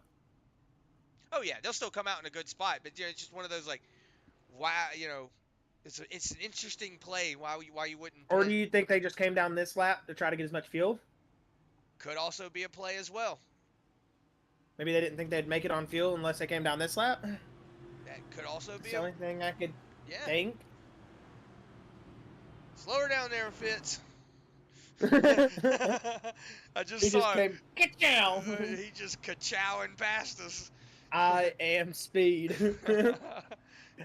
I know how it is though on those caution laps though. My gosh, when you're trying to catch up, you're flying, and the next thing you know, there's just a field dead stopped in front of you. Dead stopped in the corner, and you're like, whoa, whoa, whoa, whoa, whoa, and you're just pushing the brakes, and you're almost like the. You're having to roll your foot on the brakes just to keep it from locking up, and you get to that point where you're like, just please don't lock up on me, because if you lock up, I'm spinning, and this is gonna be bad. It's teenage girl looking at her cell phone kind of lock up, dude. Yeah. I mean, you're sliding into the back of somebody, and you're sliding into the back of somebody hard if you hit them. So he got it checked up. No, I know he wasn't anywhere near him. It was just I saw from that camera angle. Oh my goodness, yeah. Everybody else was like they were going like he was going to race pace. And you heard his car.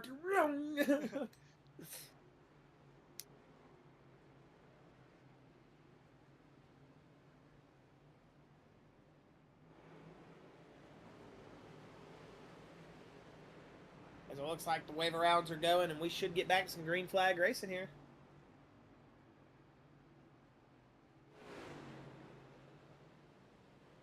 It's not a lot of cars right there.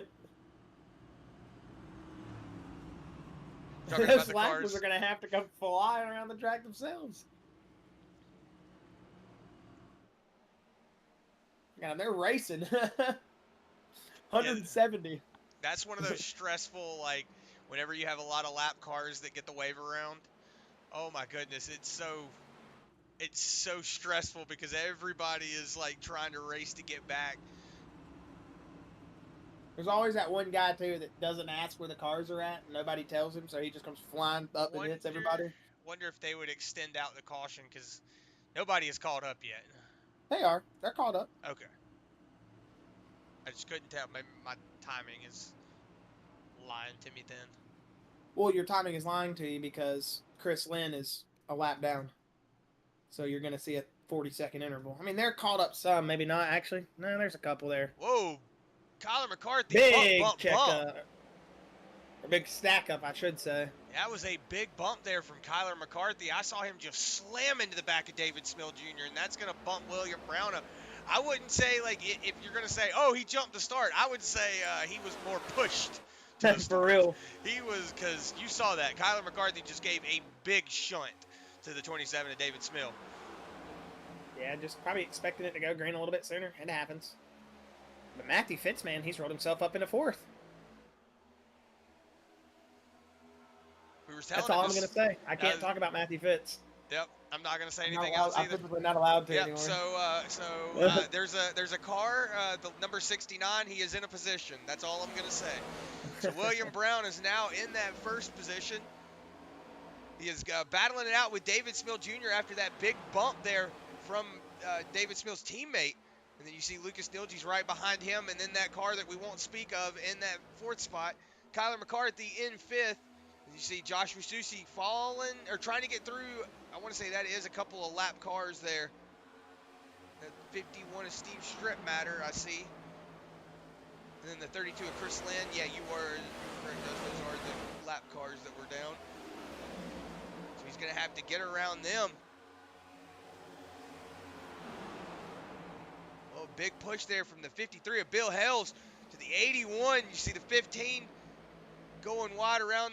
Oh, Josh, I know if me in the seat of that 81 right now, I'm like, oh my God, guys, stop pushing me, stop pushing me, stop Literally. quit getting around me, just let me go. Charlotte is such a fun track in the single lane like runs when you're in that long runs. Let's say, but here this is when it becomes hectic, man. Yeah, if you're that 81 machine, you're definitely not liking what's going on around you right now. You saw him getting loose coming out of the corner. They were 3 wide there into turn 2. So you can hang out back there again if you want to. They were racing it hard, man. Yeah, right now, currently everybody is sitting in single file up front, as you saw just a second ago. So right now, everybody is just kind of filed out. Kyler McCarthy's up the track. They're stacked up big coming down the back straightaway.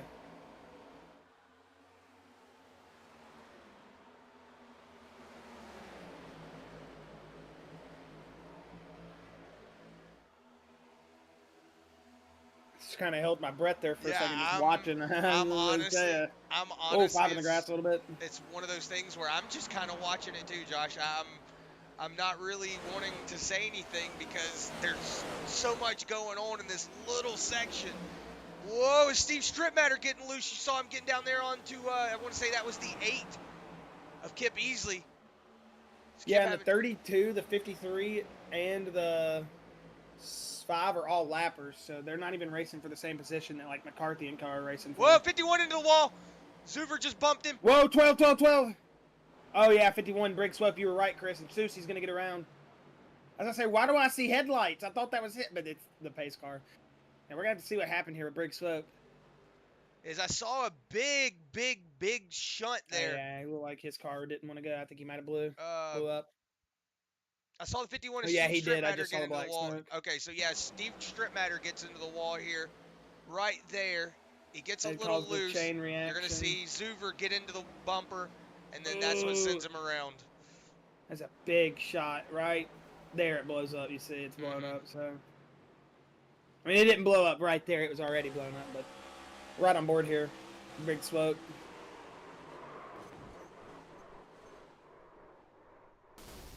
There's really nothing. Actually, that is where it blew up. I was right. There's really nothing you could do in that situation.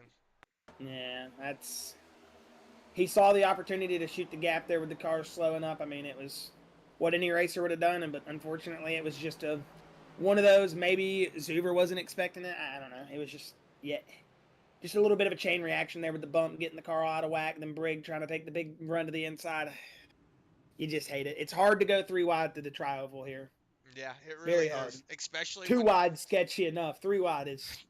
You want me to be honest with you? Going through it single file. Yeah. I've wrecked just by myself like, trying to drive this tri-oval is a stressful. I do the whole drop the left sides in the paint coming out of turn 4 and then get loose and smack the outside wall. That's what I do.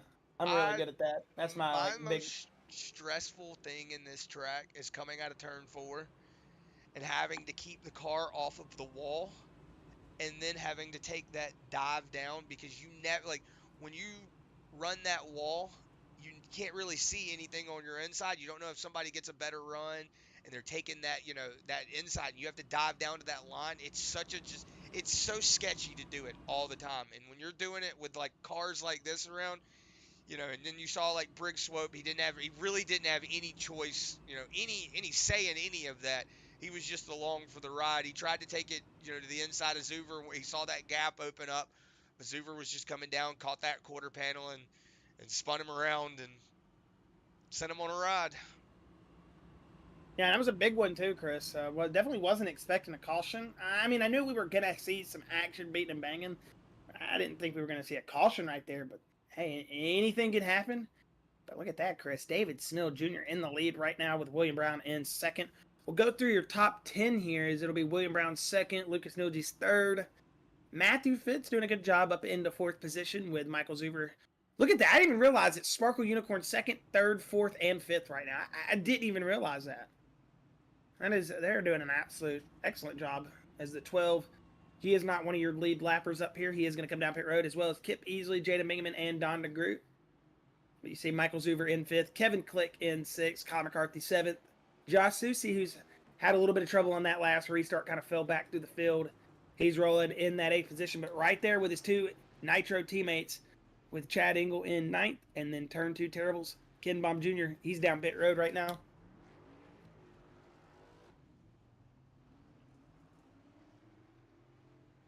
Yeah, as we're going to see if Ken Baum just looks like he was taking fuel coming back out. So don't know if these guys are going to be able to make it on fuel, Josh. That's an interesting play there from Ken Baum. If he knew coming down pit lane that he was going to have enough fuel, like he would have done what everybody else did. But he came down pit lane, so that's that. I know everybody. But did Ken Baum pit on the last pit stop as well? I think so. I don't know if he's on the same amount of fuel as him. I don't know if he was on a different strategy. I'm not saying that that's not what he was doing. I was making sure, but now I can't see because his last pit lap is showing as 165, so nothing I can do about it now, but it's whatever. I want to say that he did come down pit lane with everybody. I think he did as well. I mean, he's on the lead. He was on the lead lap with him, so why wouldn't he? So I mean, I would think that if he's like, I would say you're correct, Chris. If you're just watching it, you're like, oh, Ken Baum just came down. But if you're analyzing it like this, that could be a telltale sign that he might have been a little worried. And he was like, okay, I'm the last one on the lead lap. I'm not going to lose really any positions right now. Just go ahead, screw it, go down pit lane, get some fuel. And so I'm saying they might come down for fuel and not have tires, because they might be on their last set of tires.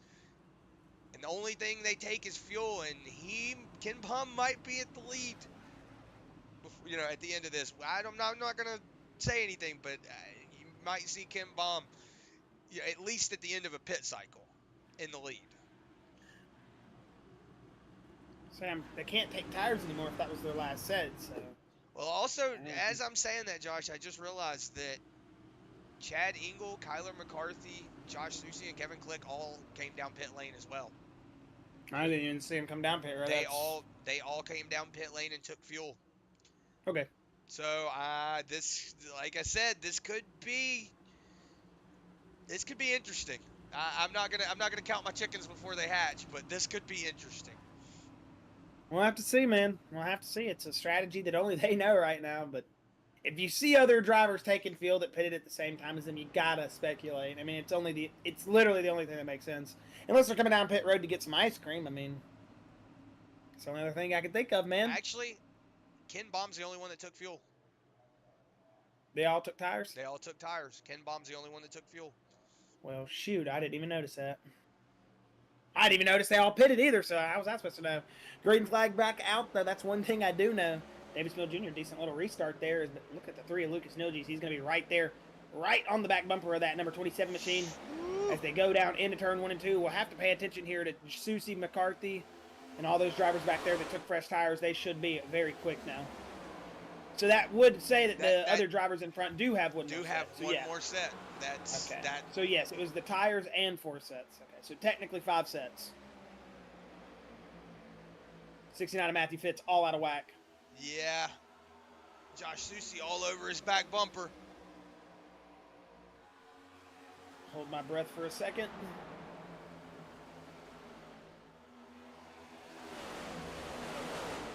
As this is where it's going to start getting interesting. I was about to say it's starting to look hairy down into turn 1 and 2. They were all starting to make some moves that I thought they were going to make them stick, but it looks like they're just kind of watching. But now these fresher tires, I'm wondering if this is where they're going to start wanting to go, Chris. They've let them get up to speed now. It's like, all right, let's go.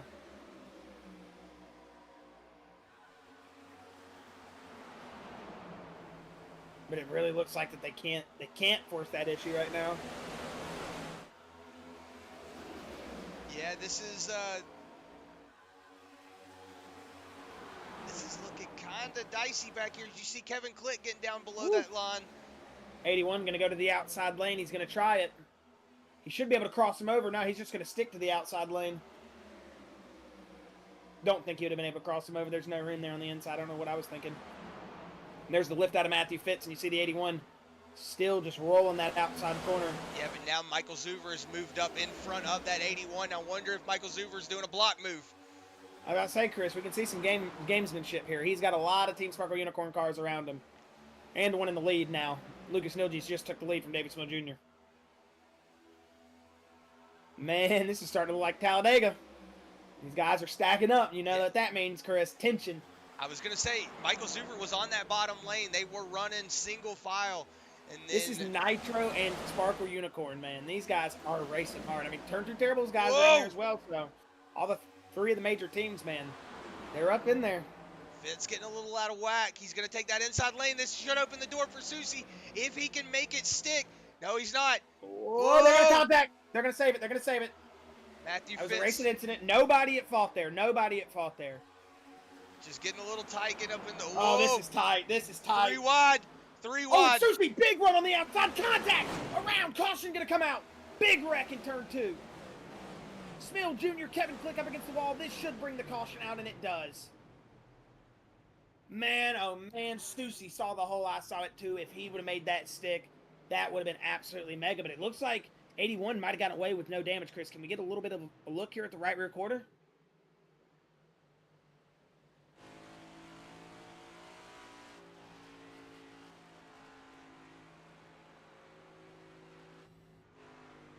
Doesn't look like any damage on it.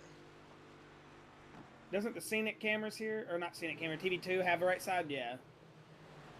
I'm not seeing any scratches on the paint, dude. He might have gotten away with that, Chris. Let's go back and see that replay here. That was a big moment here for the race. Let's go ahead and get it back a little bit more. Change angles. Yeah, he might have gotten away with that completely, Chris. As you see the 27 right there, David Schmidt Jr. and William Brown just too tight. I mean, the 9 really can't do much there. The 27, like he got into him a little bit, and then he gets loose up, stepping up. Smith Jr. going to make contact to the back of the 81. No right rear. And man, what a freaking save from the 81. He is full sideways. Big drive, though, up the top of the track from the 27, hard into the 25 of Kevin Click. But man, out of all that, you've really got to applaud the 81, Chris. Can I point what a something save. out? Can I point something out here? I think I just know what saved him. Watch his wheels. Watch Joshua Susi's wheels. He never really counteracts Never touched it. Yeah, he just lets it slide. He just kind of lets it slide to the side. Like, look right there. His wheels. I mean, he is just full sideways with no input with the wheel. I mean, that's what you got to do with these stock cars, Chris. People don't realize it's not like a drift car. You can't just go full counter steer. As soon as you do that, the rear's going to want to come around even more. So you see a little bit of angle, but dude knows what he's doing. Awesome save from Josh Susi. Awesome freaking save from Josh Susi, man. And he's right back in this race. I mean, that's going to kill his rear tires for a couple laps, but I mean, he's right back in this race if it starts getting hairy again. You hate it, though, for the 27 of David Smith Jr. was leading this race just a few laps ago, and we'll watch it from his onboard camera. It does look like he either made contact with the 9, but it doesn't look like he did. They drive into the corner here. Oh, yeah, there's the contact from the right rear quarter panel, and that just sent him up the track, got him loose. Stepped out, big contact here with the outside wall and Kevin Click. And he's just kind of being pushed like a bulldozer. You hate that, man. You hate that. I just kind of want to... The 81 had a massive run, Chris. If he would have made that stick, like if the 27 doesn't get loose there, I think the 81 flies down the backstretch and takes that position from William Brown. I don't think he goes for the lead, but third, second place, no doubt in my mind he takes that. I mean, dude was on a rocket ship run and made an absolutely hands-on save. if you've got save of the year right now so far, that's got to be one of them. I mean, Susie put on a Formula Drift run out there. I mean, that's like Naoki backwards entry right there. Just absolutely perfect. And he saved it, drove away. You heard him push the clutch in as soon as he straightened out, didn't overreact, didn't underreact, reacted absolutely perfectly. And that is what you need to do to keep your composure. And I'm telling you, man, this 81 is going to be dangerous if those rear tires aren't too dead. He's on a mission. Now, after that save, that's like getting smacked in the jaw by like the #1 ranked heavyweight boxer and it not even rocking you full power. You gain a different type of confidence, and I think that's really going to help Susie go, all right, if these tires don't fall off, baby, we're going. Yeah, because that was. It's full send from there on out, you know. Yeah, once you save that, it's like you feel like you got to send it, right? I mean, because I'm not gonna lie to you, just seeing it from the point of view that I saw it when I didn't see his wheels turned, really, I was like, all right, this is a big cojones move. Like that's a big ball move, and you just see it. Awesome wheelmanship. Didn't panic. Didn't anything. Just let the car do what it was doing, and once it straightened itself out, got it under control. I can't really stress it enough. Hell of a save. I mean, I almost said a word on stream I wasn't supposed to when he was saving it because of how much he was doing. I mean, that was one of those hands-on moments. I mean, really, heck, I would say we need to start a bonus there for the save of the year, and he might be a candidate to get that bonus at the end of the season. Candidate? I think he's the one that saved. Like, I haven't seen a save like that all year. That was he got wild. flipped pretty hard. A lot of guys would just go around there, Chris, and it would have caused a big pileup. He knew exactly what to do. I mean, he knew exactly what to do. And He's been in that situation before. But when you drive to the outside lane like that 3 wide at Charlotte with that big of a run, you've been in that situation of getting spun like that before. So, I mean, you got to give it to him, man. He saw the opportunity, and he took it. I mean, if he would have gotten that to stick, Chris, that run would have been so big. That would have been so awesome to see. So we see David Smills still in the race. Currently making his positions back up. That's the one thing I always hate. You see the drivers doing the warm-ups, and you're always trying to get back in. You're just like, please don't just slam over into me. Please don't do it. But right now, we've only got 10 cars on the lead lap. Lucas Nilges, William Brown, Matthew Fitz, Kyler McCarthy, Michael Zuber, Chad Engel, Joshua Susi, Ken Baum Jr., David Smill Jr., and Bill Hells all on the lead lap. So this is going to be a battle for these last 10 positions. With 25 laps to go, 24 once we hit the line. Green, Chris. Sparkle Unicorn 1, 2, 3, 4 right now. Yeah, and you know if you're in that Sparkle Unicorn camp, you get to time that jump perfect. You don't have to guess when the guy's going to go. You're going to hear him go 3, 2, 1, go. And you're going to know when to get on the gas, when to go. That's what I love about when you have those teammates up there. You get that little bit of extra info. Man, Kyler McCarthy, though, big drive in on the outside there of Matthew Fitz. Make contact. Oh, my goodness, these guys are driving hard. And look at that, Chris. Susie back in it. But we'll watch this 24. See if he tries to use that outside lane like his teammate did here. We can see another big run incoming here. And look at Susie. He's driving it to the outside. That's going to be a big run.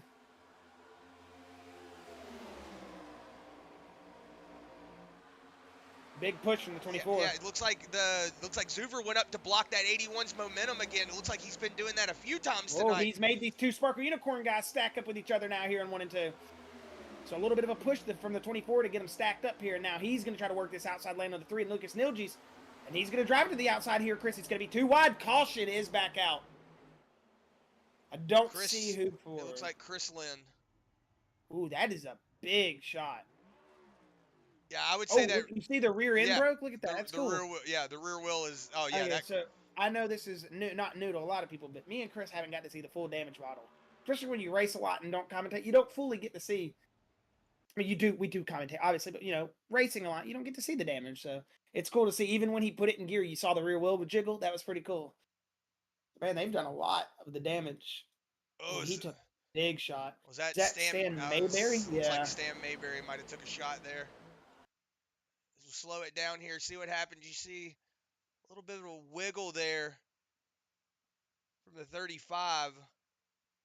Wonder whenever if he was going into the corner here, or excuse me, and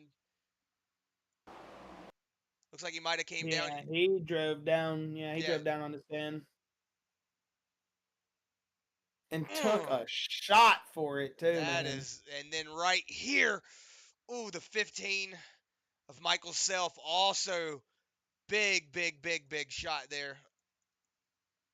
We'll see if we can ride on board here with Michael Self, see if we can see it from his point of view.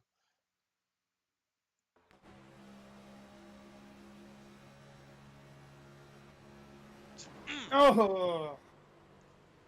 There's really nothing Oh, you yeah, can do. his front end's broke. And you can see him turning the wheel there. There's nothing he can do. Unfortunate. Just wrong place, wrong time. But to shed light on a negative situation, iRacing's damage model has gotten so awesome, Chris. Goodness gracious. It's almost like BeamNG dude out there. Yeah, I will Parts say. flying everywhere. The I will axe, say. seeing the wheel jiggle around while he was wrecking, that was just, it's cool. You know, when we first started on the platform, Chris, none of the cars had that. You had your typical damage. The hood popping up, you could see it not lined up with the fender. Knew, all right, I got front end damage. That was about it. I mean, yeah, there was bumpers falling off every now and then, like with big hits, but none of this like dynamic parts flying everywhere and skidding across the track. You know, we saw it with the Formula cars. We saw them do it with the ARCA cars forever ago, but now seeing it with the every car, it's just it speaks volumes to how much work they've put into this platform just in the last 4 years, Chris. I mean, think about when we started it and how quote unquote bare bones it was just to now, and it was out for since 2008. Then I mean, just in the last 4 years, they've realized their audience, they realized how big they are, and they're putting a lot of work into it now, man. I'm really appreciating watching. It just makes the race feel more alive too. Like especially when you go on board and you see the drivers bouncing around in the seat and stuff, and when they're in the corner, you can see it pushing them around, and just like a real race car or like a real race, and it's makes you really appreciate the small things. I'm wondering now, did Stan maybe make a move? No, I don't think it was. I think the 32 drove down, maybe. Yeah. Ooh, just. Yeah, you're right. Maybe. I mean, yeah, I think it was. I think it was one of those he just drove down a little bit, maybe anticipating Stan, because you know some people do drive really close to the apron of the track here at Charlotte. Maybe just anticipating to be like half a lane down more, and he was just up just a little bit more than he was thinking. So I think I could think, but I don't think Stan did anything wrong there. He was. Oh no. He was just hanging out there. So definitely would say if the fault lies anywhere. Sorry, Chris Lynn. I don't mean to throw you under the bus. Hopefully, you'll still send me a birthday card. As we will see them stacked up a little bit here. These guys are just ready to go. The pace light should go off this next time by. Maybe 2 more laps, but I think it should go off this next time. And we'll get back to some racing here. As you see, all those real sponsors. I wonder, when they get those sponsors for the game, they have to pay for those licensings, right? Yeah, I'm pretty sure. Like with all of those. I mean, because I would expect it's not easy just to get Coca-Cola just to be like, yeah, you can use our name in a video game billboard. Sorry, a simulator billboard. I don't want some money, you know, throwing bricks through my window because I called iRacing a video game. Which it is. As will, oh, shoot. I went to press my space bar to open up my overlay and started playing a video that I didn't even know I had open. That scared me.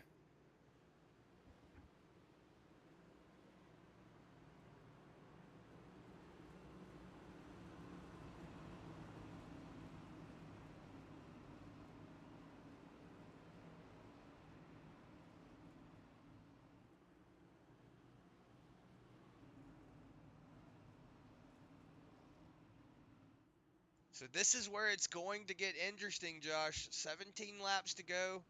Kyler McCarthy has moved his way up into this second position. Lucas Nilge's on that inside lane.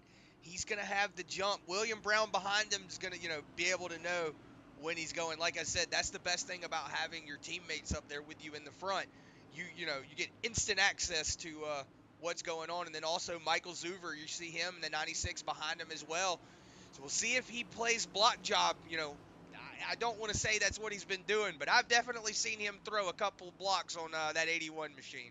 So I'm wondering if that's what he's doing. He's just playing the lineman. If you're in my team right now and I'm up here in the pack with you, I'm doing anything and everything I can to keep our team going. I mean, obviously you want to win the race for yourself if you have that opportunity, but blocking, hey, that's just part of the game now. As we're going to hit the restart zone. Green, green, green, and a good start from the Team Sparkle Unicorn number 3 of Lucas Nilges. As he's going to have William Brown and Michael Zuver in tow. Not a great restart, though, from Kyle McCarthy on that outside lane. He's going to get swallowed up by these Sparkle Unicorn guys here in a turn 1. Try to bounce back on that outside lane as you see Zuver using a little bit more of that inside lane, Chris. Like you said, he might be showing a little bit of gamesmanship here for sure. That 96 looking fast down the back straightaway. Big shove coming from the 69. Whoa, it looks like maybe had a little bit of contact there from the 96. I don't think they made contact. There was a good bit of distance between those race cars. I think it was a reaction. Ooh, that was definitely testy right there. I could be wrong, though. They could have touched it, but from my point of view, it did not look like they were that close, did it? I mean, it didn't look like they touched, but it did look like they touched. I don't know from Yeah, that I know what you mean. Could have been net code, could have been just a reaction. You know how it is when you snatch the wheel to the right. Almost looks like you got hit from the left sometimes, so just one of those things that I don't know. I don't want to speak on it. Whoa! Oh, but they are going to make contact there. They are definitely going to make contact Oh. there. No question in that one, Chris. Yeah, good save there from Michael Zuver. Good save from Michael Zuver, for real. That could have been good A lot of night drivers nurse. would have just turned right, yeah. 15 laps to go. This is where everything, the gloves are off. They're out the windows. Everybody's just, trying to get up here. Big run. Make up position. David Smill, though. After the accident, he's working his way back up through here, Chris. That is right. He is working his way back up here, but William Brown is currently in the lead with his teammate right behind him. But let's see, the 24 and the 81 just still trying to make some time up here.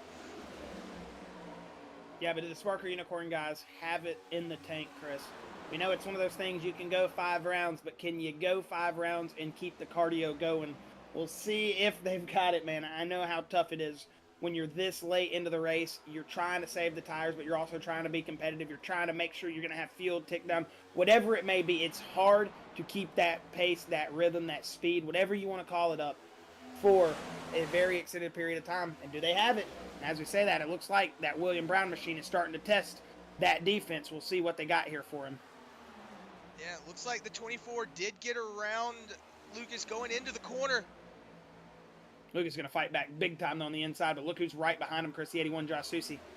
And I want to point out, Josh, Kyler McCarthy just set the fastest lap. Actually, I take that back. Joshua Susi just set the fastest lap, 29.14. He came down pit lane at 173. Whoa, contact. Came down pit. That's the second time Kyle McCarthy and the Nitro driver have made contact. Whoa, you see Sushi pushing him down the track. Well, the 3 was using him up. I think you're retaliating to the wrong guy. Yeah, he's going to bump him here. Oh, he's wrecking him. He's just flat out wrecking him.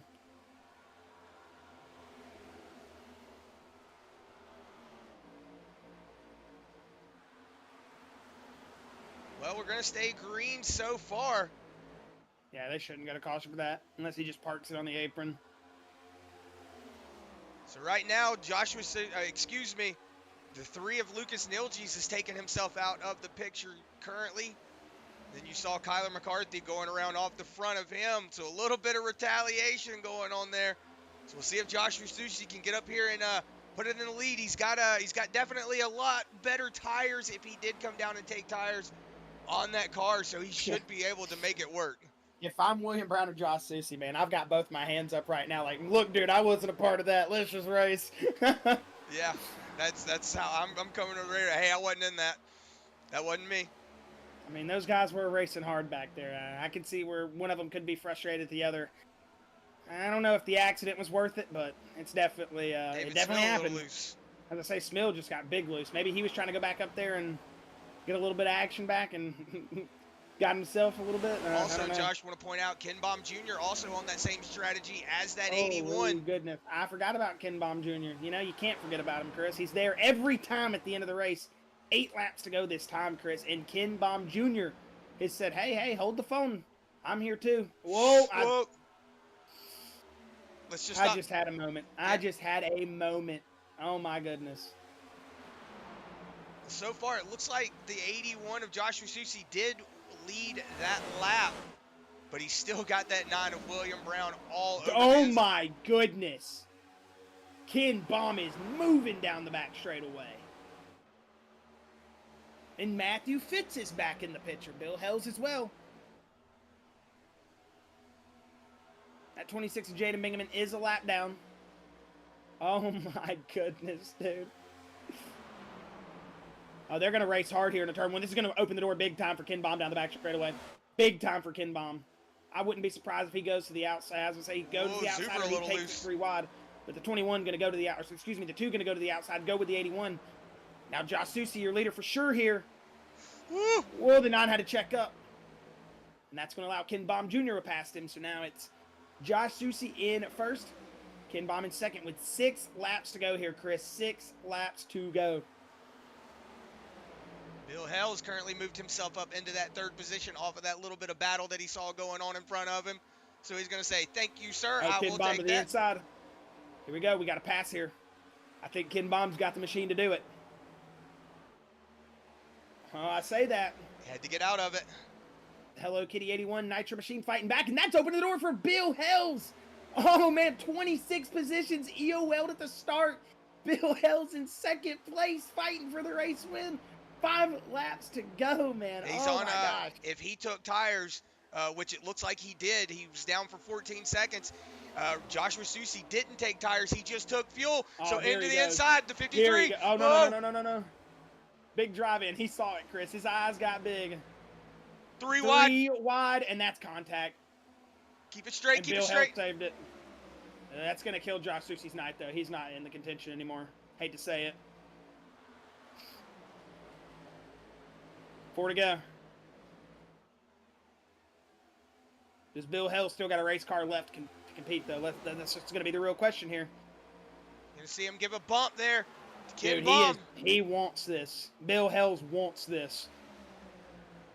Focus on that 53 machine, because I'm telling you, if you're watching from home, that is the guy that is wanting this race more than anybody right now, and he is willing to wreck his mom to go out here and win this race. We'll see if the 53's got what it takes here. 3 laps to go, Chris. To the inside he goes. Contact. No contact. Oh my gosh, that's tight.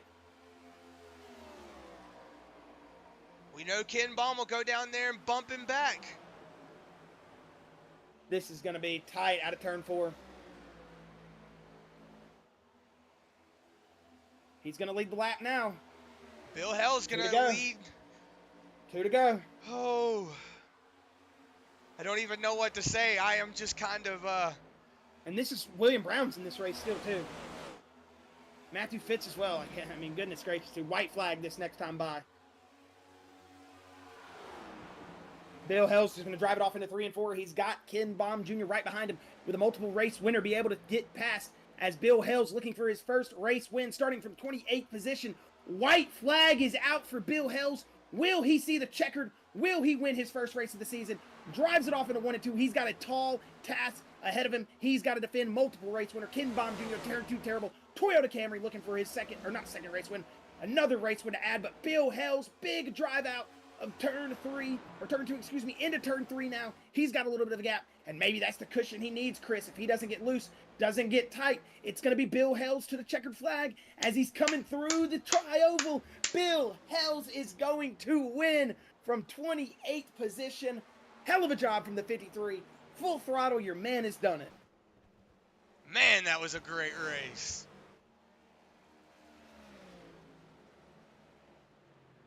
And a well-deserved win, Chris. Look, I'm going to tell you this right now. He came down on lap 174, took his last set of tires and said, screw it, boys, I'm going to win this race. And that's exactly what that 53 did. Exactly what that 53 did indeed, Chris. I mean, this is a very deserving burnout. Bill Hells, what a freaking job. Oh! Never mind. Still burn her down. I don't think that car is passing inspection anymore, man. They were, they had to hide the illegal modifications they did. That's We're on to you, Bill. We're on to you, Bill. We're on to you. On to you. As man, holy crap. I guess I can say Bill Hell of a race because Bill Hell's, man, goodness gracious, dude. I mean, he was a missile there, Chris, an absolute rocket in the last 10. I mean, from 27th position, the man takes an EOL, I think, every week. From 27 or 28th position to the race win here at the end. I mean, you've honestly just got to say a big shout out to Bill Hells. Because, I mean, look in the top 15, Chris, in the top 20. How many guys from Full Throttle in the top 20? So that's what I'm saying. Their setups from the other guys. I mean, Patrick Ginter ran 18th. Robbie, who was looking good early in the race, fell back. I mean, he ran 20th, so it didn't seem like they had the setup. But look at Bill Hells, man. I mean, he said, we do got the setup.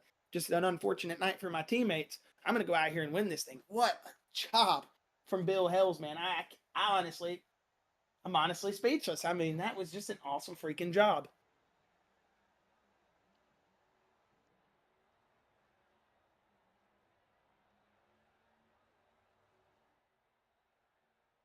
As we're going to go through your post-race results here, Bill Hell's going to win this race here for the Full Throttle guys in that first position. 53 machine going to come from 28th to take the win here in an exciting finish. As you'll see, Ken Baum Jr. finished second with William Brown third. Matthew Fitz fourth. A great finish for that Team Sparkle Unicorn number 4 machine, who's had some adversity this past couple weeks, and cap off a good top 5 like that. That's enough to get the momentum going into next week. As you'll see, Lucas Nilge's in 5th, Chad Ingles 6th, Michael Zuber 7th with Josh Susie 8th, Kip Easley 9th with Davis Mill Jr. 10th, Kyle McCarthy 11th, Jaden Bingaman 12th, Brett Strickler 13th with Brody Green 14th, Don DeGroot 15th, Jimmy Barr 16th, Stan Mayberry 17th, with 18th going to Patrick Ginter, 19th Daniel Holdcroft, 20th going to Robbie Bice with Shane Welding in 21st, Ryan Broderick 22nd, Chris Lynn 23rd with Michael Self 24th, Kevin Click 25th with Steve Strittmatter 26th, Briggs Swift 27th with Curtis Kelly 28th, AJ Green 29th, Andrew May 30th, and Colin Forster going to round out the field in that 31st position. Is that Bill Hill still burning it down? It is Michael Zuber, okay.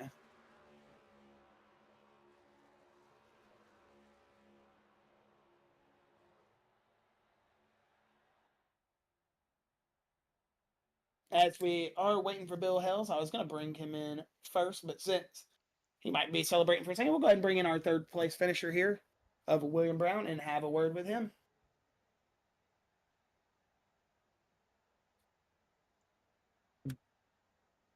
$70 laps. Oh, sorry, William. Didn't mean to cut you off there, buddy. But obviously, Chris and Josh up here in the booth, buddy. And man, I got to say, a great race there. It seemed like you guys were really ticking it off there. The Sparkle Unicorn guys there for a moment, first, second, third. It seemed like you pretty much had the whole field covered there for a moment. But right there at the end, it started to get very hairy. We saw, sorry, I can't think of the name of the driver right now. And the 24 of Kyler McCarthy make contact. And then it seemed like everything started going a little bit crazy there. You had Bill Hells come flying up, Ken Baum Jr. and him battling.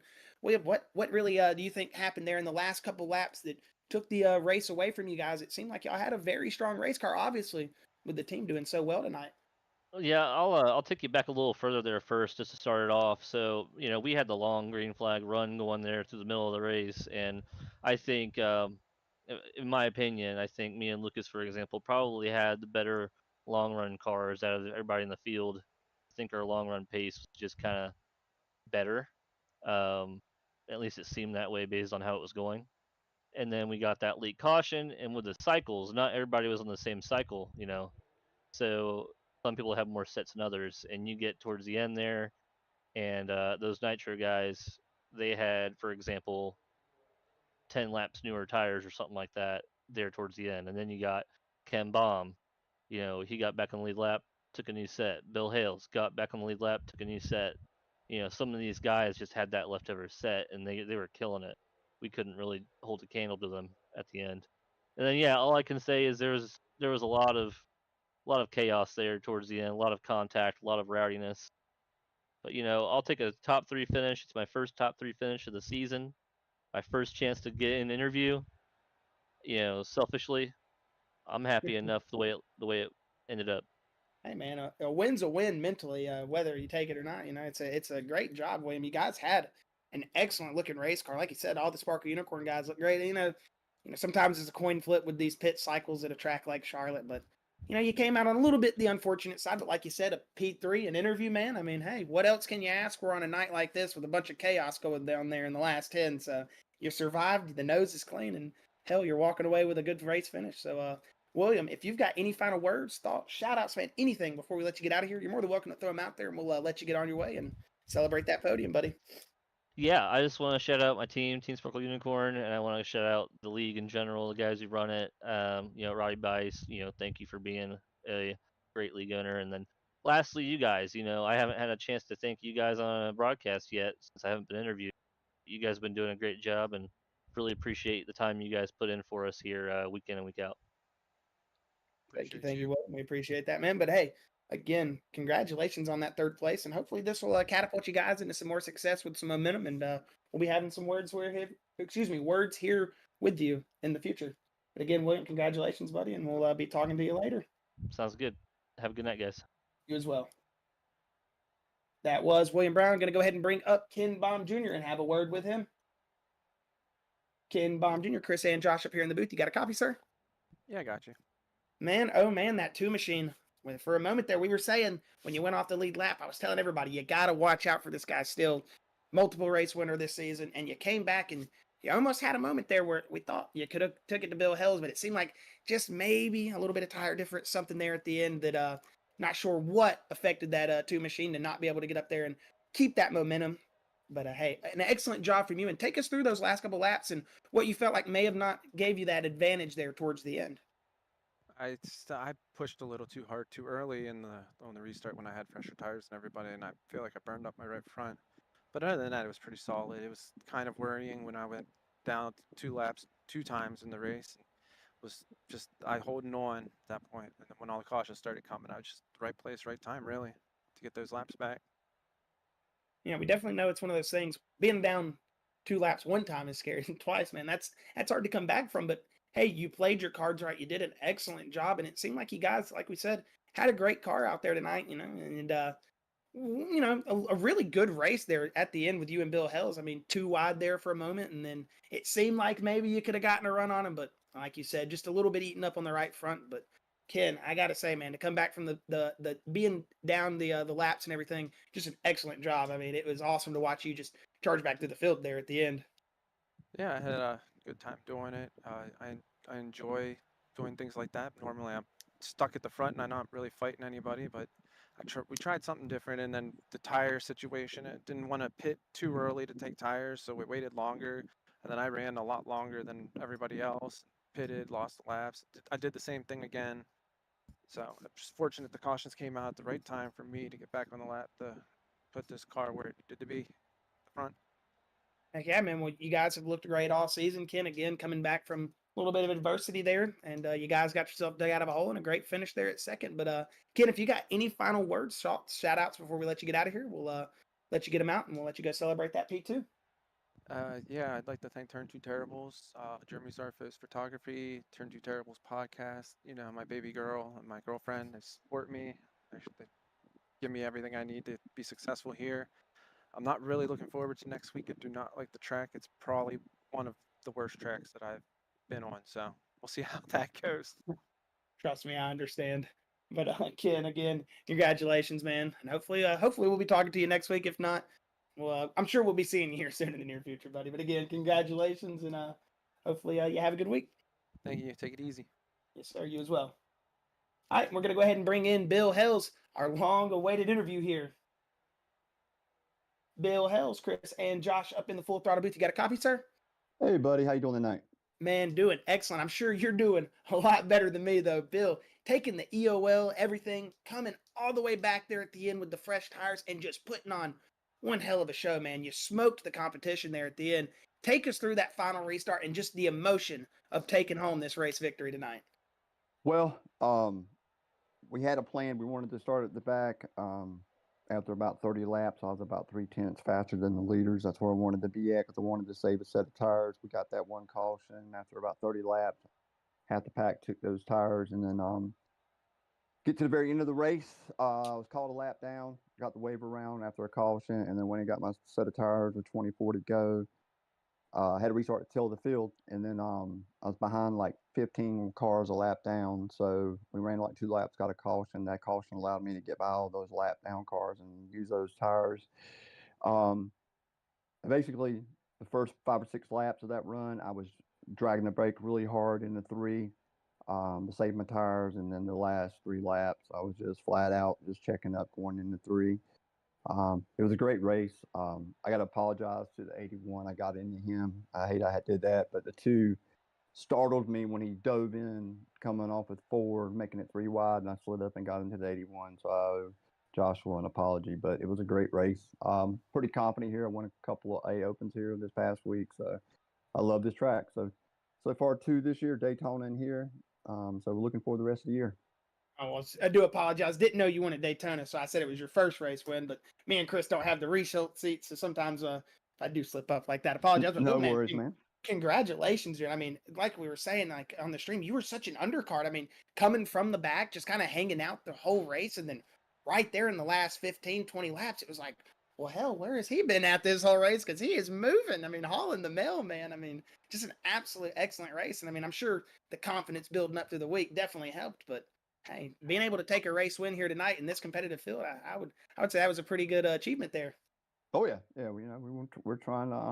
I'm a very I race laid back. I try to conserve my tires. We had a really good cart at shit. Can't even think of it. The mile and a half, the mile track, concrete track, Dover. Had a really good car. We were about a half a second faster than the leaders with about 30 to go, and I got in a wreck on that. Was really good at Richmond. So we've had some really good races where we've been coming toward the front. We just get caught up in some messes. But yeah, love this track. It just fits my driving style, and it was a great race. Oh, it was indeed a great race, man. I got to say again, congratulations on coming back from 28th all the way up into first, man. I mean, I know that's a hard feat to do. Like you said, sometimes driving conservative gets you caught in the stuff when you're not meaning to. I mean, you just have to deal with other people's mistakes sometimes. But Bill, like you said, your cards played right tonight, man. An excellent, excellent race.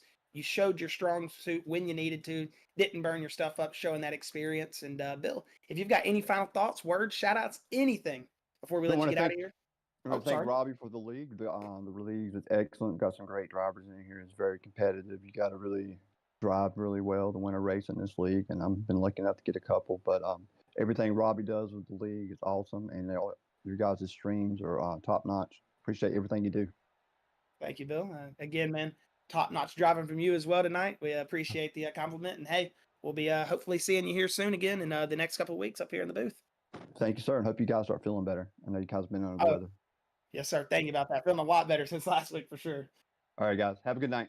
Yes, sir. You as well.